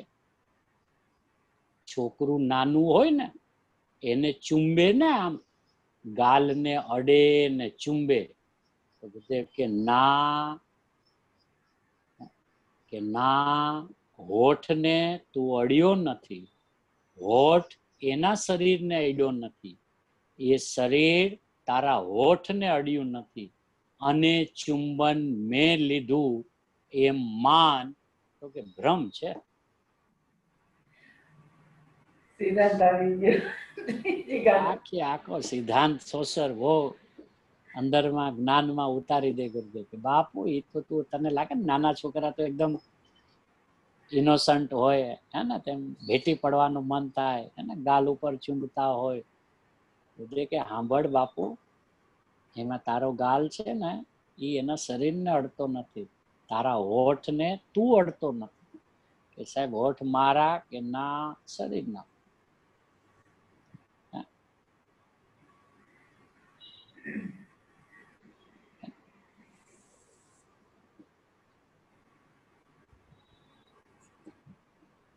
કેટલું બધું છૂટું પાડી પાડી પાડીને ભિન્ન ભિન્ન બતાવી દે છે. સાહેબ અમે તો લાખો છોકરાઓને તેડ્યા ને લાખો છોકરાઓને ચુંબ્યા, કે બાપુ બ્રહ્મા છે. તો શું એમ નથી? કે ના, તો સેમ છે એમ સમજાવો. કે જો છોકરું નાનું હોય ને એને ચુંબે ને, ગાલને અડે ને, ચુંબે ને, હા સાહેબ. ના, આપણે આ કહી દીધું કે ના, કે ના, કે કેમ સાહેબ? કે હોઠને તું અડ્યો નથી.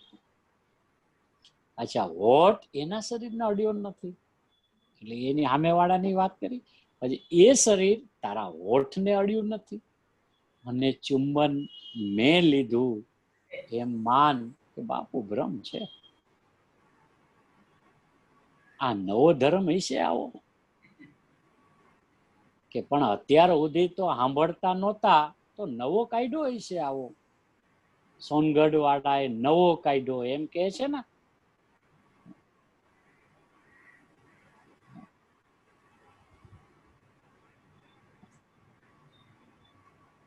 એટલે એમ કે ભાઈ અહીંયા અમે સાંભળતા નહોતા માટે બીજે નહોતો, એમ અમે સમજીએ છીએ.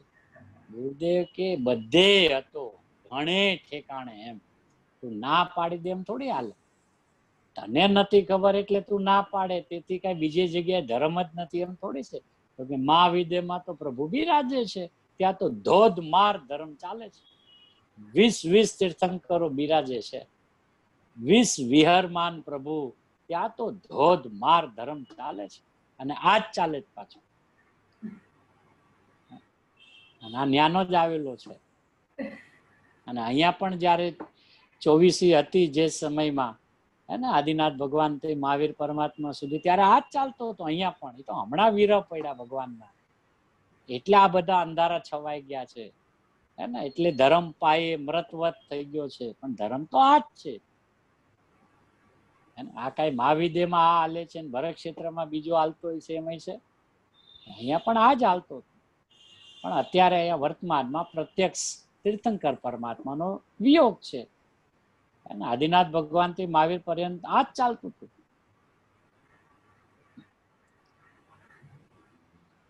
અને નવો કાયદો ને એકાંતવાદી છે આ, એમ કેટલાક કહે છે. કે પ્રભુ તું શું કહે છે ભાઈ, તને તારા સ્વભાવની અને વિભાવની સ્વતંત્રતાની તને ખબર નથી. એટલે એમ કહે કે નિમિત્તથી પણ થાય ને ઉપાદાનથી પણ થાય એ અનેકાંત છે. એમ સામેવાળા એમ કે બુદ્ધે કે અહીં કહે છે પોતાથી થાય ને પરથી ન થાય એ અનેકાંત છે. ઓલા કહે નિશ્ચયથી પણ થાય, વ્યવહારથી પણ નિશ્ચય થાય એ અનેકાંત છે. અહીં કહે છે કે વ્યવહારથી નિશ્ચય ન થાય અને નિશ્ચય એટલે સ્વદ્રવ્યને આશ્રય થાય એ અનેકાંત છે. એટલે કે પોતાનો પ્રભુ જે પૂર્ણ ગુણ શક્તિ વાળો છે એને આશ્રય જ્યારે ધર્મ થાય છે એ નિશ્ચય નહીં, સમ્યક એકાંતમાં જાય છે. નહીં છે ખરી ને, એ સમ્યક એકાંતમાં નિશ્ચય સ્વભાવને આશ્રય ધર્મ થાય છે. એ સમ્યક એકાંત છે. અને સમ્યક એકાંત થયેલું જ્ઞાન રાગ અને વ્યવહાર છે એમ ભેગું ભેળવીને જાણે ત્યારે એને પ્રમાણ જ્ઞાન કહેવામાં આવે છે.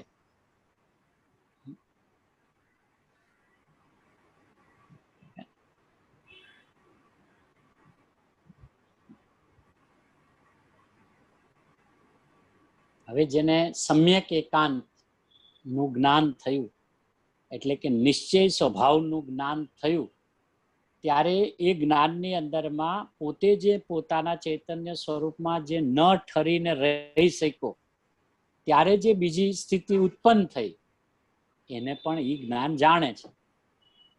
હવે એમ પોતાનું જ્ઞાન, સ્થિરતા થયેલું જ્ઞાન અને થોડોક સમય સ્થિર ન રહેલું જ્ઞાન, એમ ભેગું ભેળવીને જાણે, એટલે કે બેયને જાણે. ભેગું ભેળવે એટલે બેયને જાણે, ત્યારે ઈ જ્ઞાનની પર્યાયનું નામ છે પ્રમાણ જ્ઞાન. અને હું ચૈતન્ય માત્ર વસ્તુ છું એમ જાણે તો એનું નામ છે સમ્યક એકાંત.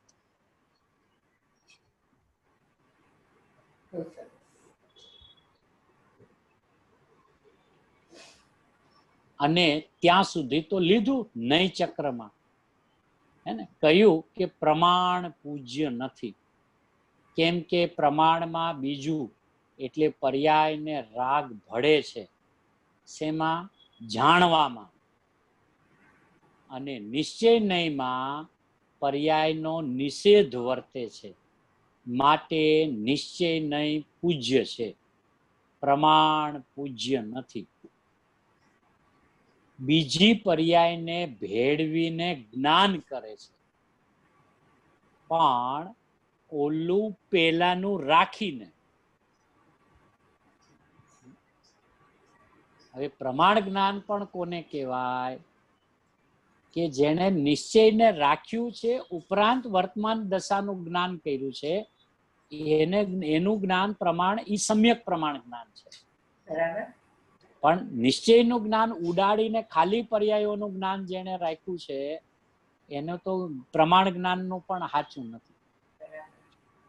એટલે અહીંયા ગુરુદેવ એમ કીધું ને કે પ્રમાણ પૂજ્ય નથી. કેમ કે પ્રમાણમાં બીજું એટલે પર્યાયને રાગ ભળે છે. શેમાં? જાણવામાં. અહીંયા વજન અહીંયા છે, શેમાં? જાણવામાં. હવે ઈ જ્ઞાન એમ જાણે છે ને કે આટલી મારામાં વિતરાગતા પ્રગટ થઈ અને હજી આટલી વિતરાગતા પ્રગટ થવાની બાકી છે, એમ જાણે છે ને. એમ બેને જાણ્યું, જેટલી પ્રગટ છે એને જાણ્યું અને એને વેદ્યું, અને જેટલી પ્રગટ થવાની બાકી છે એને પણ જાણે છે. તો એ બેને જાણ્યું ને, તો કે એનું નામ પ્રમાણ જ્ઞાન છે. એટલે અહીંયા જાણવામાં એમ. જ્યારે આ નિશ્ચય નયમાં પર્યાયનો નિષેધ વર્તે છે. હવે એ પર્યાય જ્યારે પોતાને એમ માને છે કે હું તો પર્યાય જ નથી, હું તો દ્રવ્ય છું, તો એને એમ કહેવાય કે એ પર્યાયમાં નિષેધ થયો. માટે નિશ્ચય નહીં પૂજ્ય છે, પ્રમાણ પૂજ્ય નથી. બીજી પર્યાયને ભેળવીને જ્ઞાન કરે છે, પણ ઓલું પહેલાનું રાખીને. કોઈ એમ કે ને કે મને એકલો રાગ થાય છે, તો એનું રાગનું જ્ઞાન ખોટું છે. કે કેમ સાહેબ? કે એને જ્ઞાન, જ્ઞાયકનું જ્ઞાન રાખ્યા વગર રાગનું જ્ઞાન કરે છે એકલો. એટલે એવું એનું જે એકાંતિક જ્ઞાન છે એને મિથ્યા એકાંત કીધું. અહીંયા ગુરુદેવ કે છે નિશ્ચયને રાખીને. હવે પર્યાયને ભેગી ભેળવે, ભેળવે એટલે એનું જ્ઞાન કરે, એને પ્રમાણ જ્ઞાન કહે છે. એકલાને નિશ્ચય જ્ઞાન કહે છે, પર્યાયને ભેળવે એને પ્રમાણ જ્ઞાન કહે છે. કેમ કે પર્યાયનો પણ વિવેક છે ને. જેને સમ્યક જ્ઞાન થયું છે તો એને વર્તમાન પર્યાયનો વિવેક છે કે આટલી જ વિતરાગતા પ્રગટી છે, હજી તો અમારે ઘણું કરવાનું બાકી છે. ઈ શું? કે ઈ પર્યાયનો વિવેક કર્યો, ઈ એનું નામ પ્રમાણ જ્ઞાન. એટલે જેટલી વિતરાગતા પ્રગટ થઈ છે એ તો અનુભવ વાળી છે, એનું તો સ્વસંવેદન પણ છે, પણ હજી જેટલી બાકી છે એનું જ્ઞાન વર્તે છે. એટલે બેન એમ કીધું ને, હજી તો અમારે ઘણું કરવાનું બાકી છે.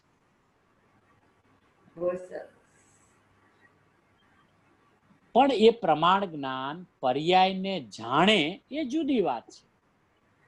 એમ પર્યાયને જાણે ખરો એ જુદી વાત છે, પણ પર્યાયનો આશ્રય કરવા જાય છે ત્યાં તો વિકલ્પ ઉઠે છે. માટે પ્રમાણ જ્ઞાનમાં પર્યાયનો નિષેધ નથી આવતો. પ્રમાણમાં એનું જ્ઞાન આવે છે અને નિશ્ચયમાં તો એ પર્યાયનો નિષેધ વર્તે છે. આરે આરે આરે આવી વાતો છે.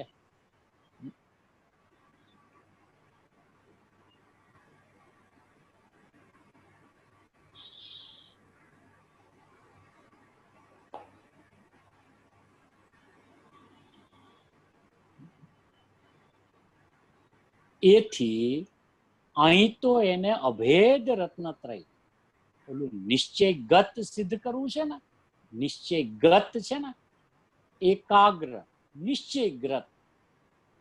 એકાગ્ર નિશ્ચયને પ્રાપ્ત એ વસ્તુ છે, ભલે એને પ્રાપ્ત કહો કે વસ્તુ છે એમાં અભેદ રત્નત્રયને પ્રાપ્ત કહો, એ સુંદર છે. હવે જે વસ્તુ તરીકે આપણી હયાતી જે છે વસ્તુ તરીકે, એ તો બધાને પ્રાપ્ત છે, એટલે કે બધા છે, જીવ દ્રવ્ય તરીકે બધાની હયાતી છે. પણ એ જે છે એવું લક્ષમાં આવે છે, એવો અનુભવ થાય, એ અનુભવ વાળા પરિણમને અભેદ રત્નત્રયને પ્રાપ્ત કહે છે. અને એ જે પરિણમને એવું થાય છે એને સુંદર કહે છે.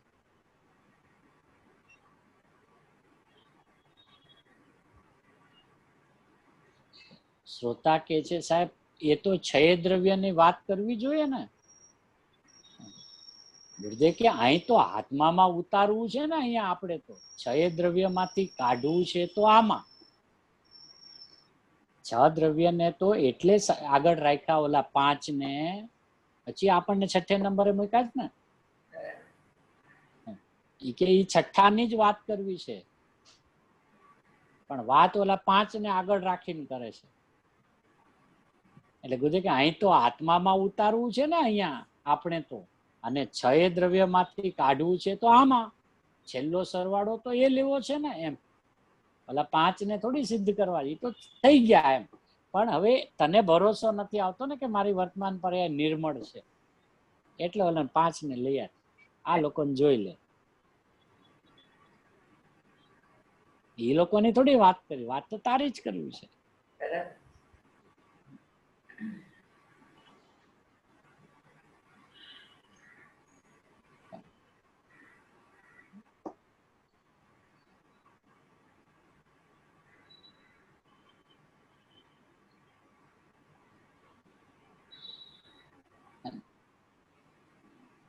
કહે છે ભિન્ન ભિન્ન સિદ્ધ થવાથી જીવ નામના સમયને એમ લેવું છે ને, અંતે તો ટોટલ તો આચાર્ય ભગવાન ટીકામાં એમ માર્યું છે ને કે જીવ નામના સમયને ક્યાંથી હોય, વાત તો ત્યાં લઈ જવી છે ને. એટલે બધે કે જીવ નામના સમયને એમ લેવું છે ને, અંતે તો ભલે બતાવે બધાની વાત પેલી કરી, ભલે કરી એમ, પણ એને થોડી બતાવવા છે, બતાવવો છે તો જીવ નામના સમયને. એમ જીવ નામના પદાર્થને બંધ કથાથી તે વિરુદ્ધ પામે છે એમ કેવું છે. લઈ તો ત્યાં જવું છે ને. આવો કઈ જાતનો ધર્મ હશે? સંપ્રદાયમાં તો જ્યાં જાય ત્યાં એ જ વાત હાલે. વ્રત કરો ને, સામાયિક કરો ને, પોહા કરો ને, પરિક્રમણા કરો, 6 પરબીની દયા પાડો ને, 6 પરબી લીલોતરી ન ખાવ, 6 પરબી બ્રહ્મચર્ય પાડવું. હવે આ વાતને તે કાંઈ વાત આ જાતની તે કાંઈ આ વાત તે કઈ જાતની આ તો? અમે તો બાપુ આખી જિંદગી કાઢી નાખી, આવો ધર્મ આવ્યો, આ તમે નવો ક્યાંથી કાઢ્યો? બીજે કે નવો નથી, આ તારો સ્વભાવ છે અનાદિનો. બાપુ નવો નથી, તને નવા કાને જૂની વાત, ચલો કે ને કે નવા કાને જૂની વાત પડી છે એટલે તને નવી લાગે છે, પણ આ તો પહેલેથી છે.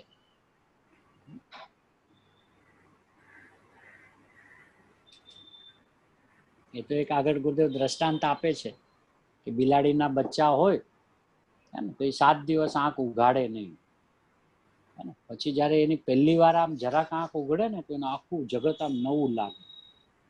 તો ગુરુદેવ કે નવું છે કે પહેલેથી જ છે? એને આંખ ઉઘાડી એટલે એના માટે નવું છે. એમ તને કદાચ અત્યારે એમ વાત નવી લાગે એમ, નવું નથી, આ તો જૂનું છે, અનાદિનું છે, શાશ્વત છે. પણ આ કળથી, આ ઘડથી કોઈ દી વાત તે સાંભળી નથી, વિચારી નથી, હે ને, અંદરમાં કોઈ દી ઊંડો ઉતરો નથી, એટલે તને નવું લાગે. પછી બધે કે ને, એટલે કે બિચારા કે સોનગઢ વાળાએ નવો ધર્મ કાઢ્યો, કે બાપુ એને બેઠું નથી ને, એને ખ્યાલ નથી એટલે એમ કે, પણ તેથી કઈ નવું થોડી થઈ જાય. આ તો અનાદિનો શાશ્વત માર્ગ છે પ્રભુ. એટલે પ્રેમથી ઠપકારતાય જાય ને ધર્મ તરફ વાળતાય જાય. આ બધી વાતો કોઈને નીચે પાડવા માટે નથી કરતા, પણ એને જાગૃત કરવા માટે કહે છે. જ્યાં જાઓ ત્યાં સામાયિક કરો ને, પોહા કરો ને, પરિક્રમણા કરો ને, હે ને, 8મ 14 ના દિવસે લીલોતરી ન ખાવી, 6 પરબીએ બ્રહ્મચર્ય પાડવું. બાપુ ભાઈ સમજણ ચોખ્ખી ના કરી દે. હા, કે ઊંધે કાંડ ક્રિયા કરતો આવ્યો, મરી ગયો એમ રખડી રખડીને કીધું ને આગળ. તો બાપુ છોતા નીકળી ગયા તારા 84 લાખ યોનિમાં પરિભ્રમણ કરી કરીને. અને આવો સામર્થ્યવાન, આવો શક્તિશાળી તું સ્વયં હોવા છતાં તે તને ન ઓળખ્યો, એમાં બાપુ તને પરિભ્રમણ થયું છે. તને જગતમાં કોઈ રખડાયો નથી. આજે ફરીને અવસર આવ્યો છે, ફરીને સ્વભાવને સમજવાનો કાળ આવ્યો છે, સુવર્ણ અવસર આવ્યો છે. અત્યારે જાગી જા. જાગ્યા ત્યારથી સવાર, અભી જાગ જાઓ તો અભી હે સવેરા. એ વાત કહીને આગળ ગુરુદેવ હજી આનું વિશ્લેષણ બહુ અદ્ભુત કરે છે. એ આગળ જેમ સમજાવશે તેમ સમજશે.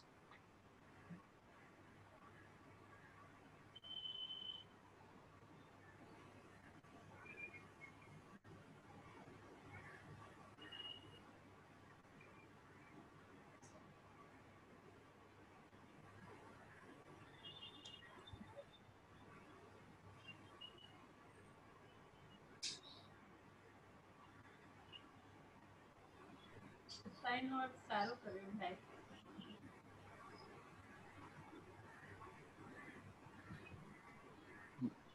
કસાયનો અર્થ સરસ કર્યો. હે આનંદનું પરિણામ જ નથી એનું નામ કસાય.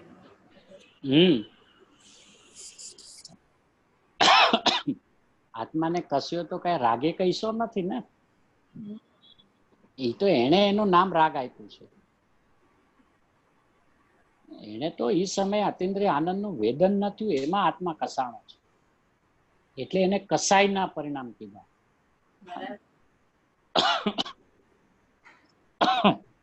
પછી કસાયના બે ભાગ પાડ્યા ને, તીવ્રતા ને મંદતા.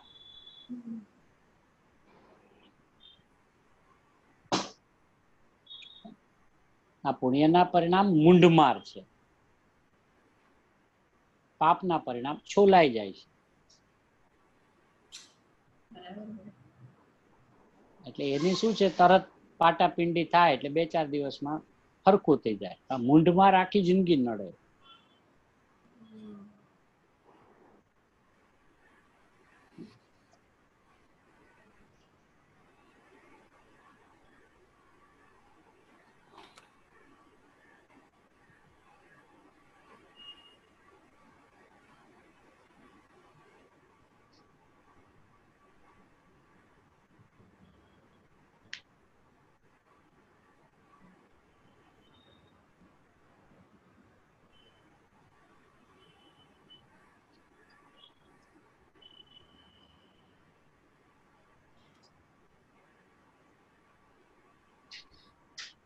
કે કોઈને કઈ ભાવ?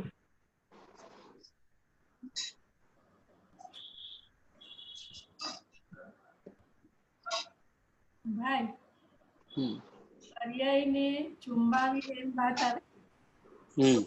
પર્યાયમાં દ્રવ્ય તો વ્યાપેલું છે, પણ વારંવાર પોતાના અંતરંગમાં જોવું પડશે. પુરુષાર્થ.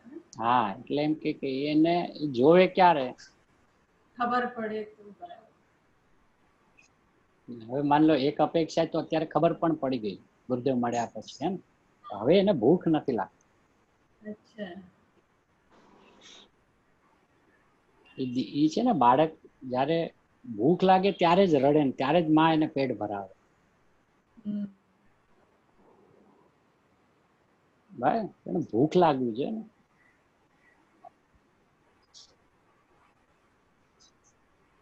ભૂખ લાગે તો થાય ને. હા, તો જ વળે ને. ચુંબાવીને એમ શબ્દ છે ને, ચુંબીને નથી, ચુંબાવીને. ઓલામાં ચુંબે છે, સ્પર્શે છે, આમ દ્રવ્યની વાત આવી એમ. પર્યાયમાં ચુંબાવીને. એટલે ભાઈ એટલી ગરજ લાગવી જોઈએ ને. હા, ગરજ છે, પણ ગરજ બી ક્યારે લાગે? જરૂરિયાત લાગે તો. આજે જરૂરિયાત ભાસતી નથી ને. હવે જરૂરિયાત શું કામ નથી લાગતી? કે ભૂખ નથી લાગતી.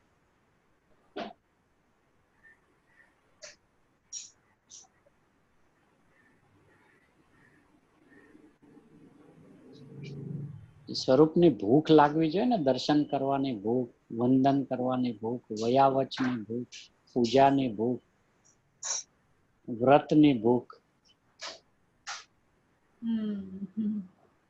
એમ લાગતી નથી. જાણીને મૂકી દે.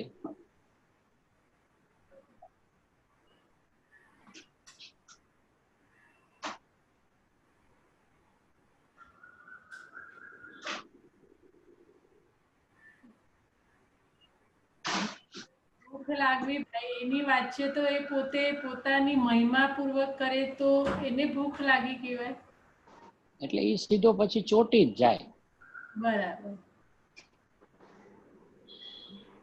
એ રડતું બાળક શાંત થઈ જાય. એ શાંત તો જ થાય કે જ્યારે એના મુખમાં ધાવણ આવે. એમાં પછી પૂર્વની ભૂમિકામાં આ બધું કે મહિમા આવવી જોઈએ, એની પહેલા સમજણ થવી જોઈએ. તો એ બધા સ્ટેપ ઓલરેડી બધા પસાર કરીને બેઠા છે. સમજણ પણ લીધી છે, સ્વરૂપની અમુક અંશે મહિમા પણ છે, હે ને. પર્યાયમાં દ્રવ્ય વ્યાપેલું છે, એ વાતની પણ ખબર પડી ગઈ. કારણ કે પર્યાય દ્રવ્યની હોય ને એમાં દ્રવ્ય ન હોય તો પર્યાય દ્રવ્યની ન કહેવાય. ન્યાયયુક્ત વાતો તો બધી ધારણામાં વ્યવસ્થિત બેઠી છે ને. હવે તો સીધું ચુંબવાનું જ છે ને.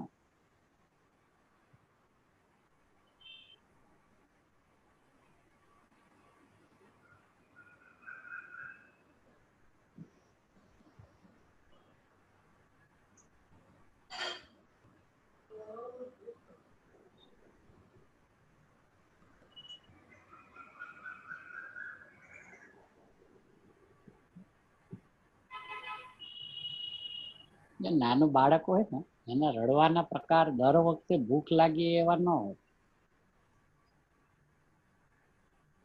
હા ભાઈ. એમાં આત્માર્થીના રડવાના પ્રકાર ઘણા છે. એ રડે છે એટલે દર વખતે ભૂખ જ લાગી છે એવું નથી.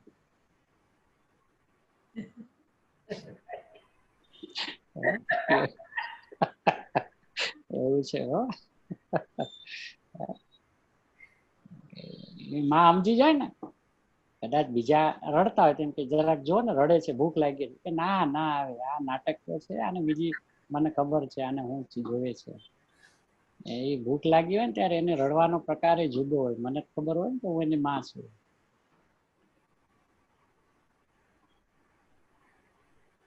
નાનીને ખબર પડી જાય કે આનો રડવાનો પ્રકાર કેવો છે. અને એ પોતે જયારે રડતો હોય ત્યારે એને ખબર હોય હું કયા પ્રકાર માટે રડું છું. નાની ને તો પછી વાત છે, સંપર્કમાં હોય તો ખબર પડે ને. ઓલો પોતે તો જ્ઞાની છે જ ને, એને પેલા ખબર પડે કે હું રડું છું એમાં મારી જરૂરિયાત કેટલી છે. ખાલી રડવા માટે રડારડ કરું છું, દેખાડવા માટે રડારડ કરું છું, મને આત્મા જોઈએ છે એમ ખાલી વાણીમાં એવા કરે છે.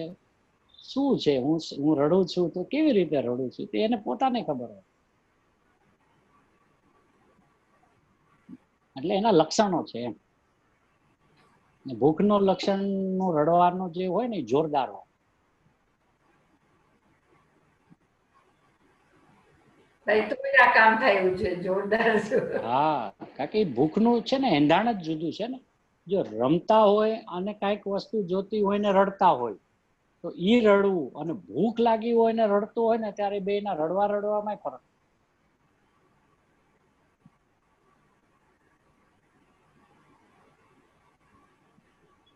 નેચરલ આર્ટિફિશિયલ ખ્યાલ આવી જાય. ખ્યાલ આવી જ જાય ને તરત. એ નાટક કરવું શું? એમ પોતાના તો પોતાને પરિણામને તો જાણતો જ હોય. ભલે પછી વાણીમાં કાંઈ પણ બોલતો હોય પણ એના ભાવમાં શું ચાલે છે તો પોતે જાણતો જ હોય ને. એ બે જ જણા જાણે, પોતે જાણે ને સર્વજ્ઞ જાણે. હવે સર્વજ્ઞ કોઈને કેવા આવે નહીં ને આ કોઈને કે નહીં. એટલે એની બંધ મુઠ્ઠી હાલે છે એમ.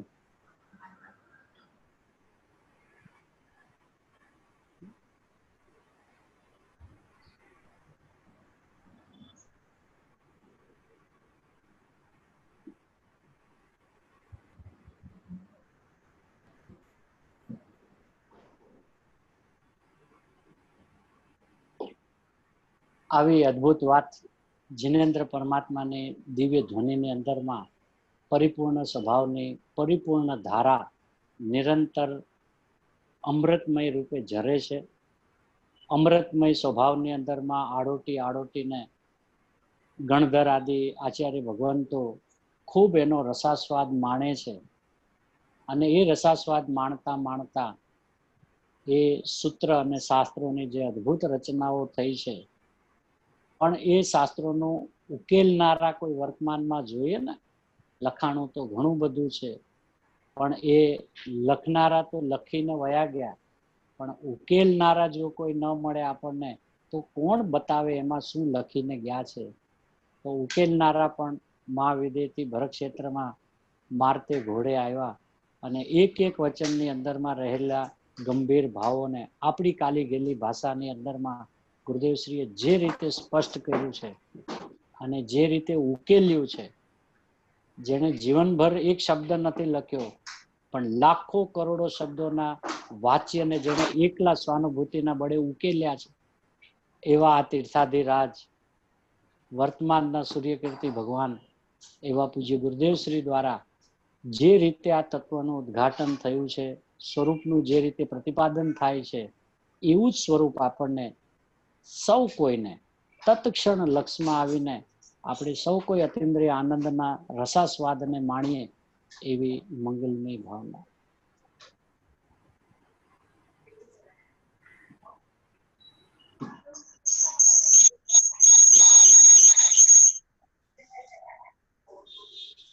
જીનાગમના સિદ્ધાંતોને અંતરમાં ઉતારી સિદ્ધાંત શિરોમણી રૂપ ત્રીજી ગાથાનું રહસ્ય પામી અતિ આનંદિત સિદ્ધત્વને પ્રાપ્ત એવા સર્વસિદ્ધ પરમાત્માનો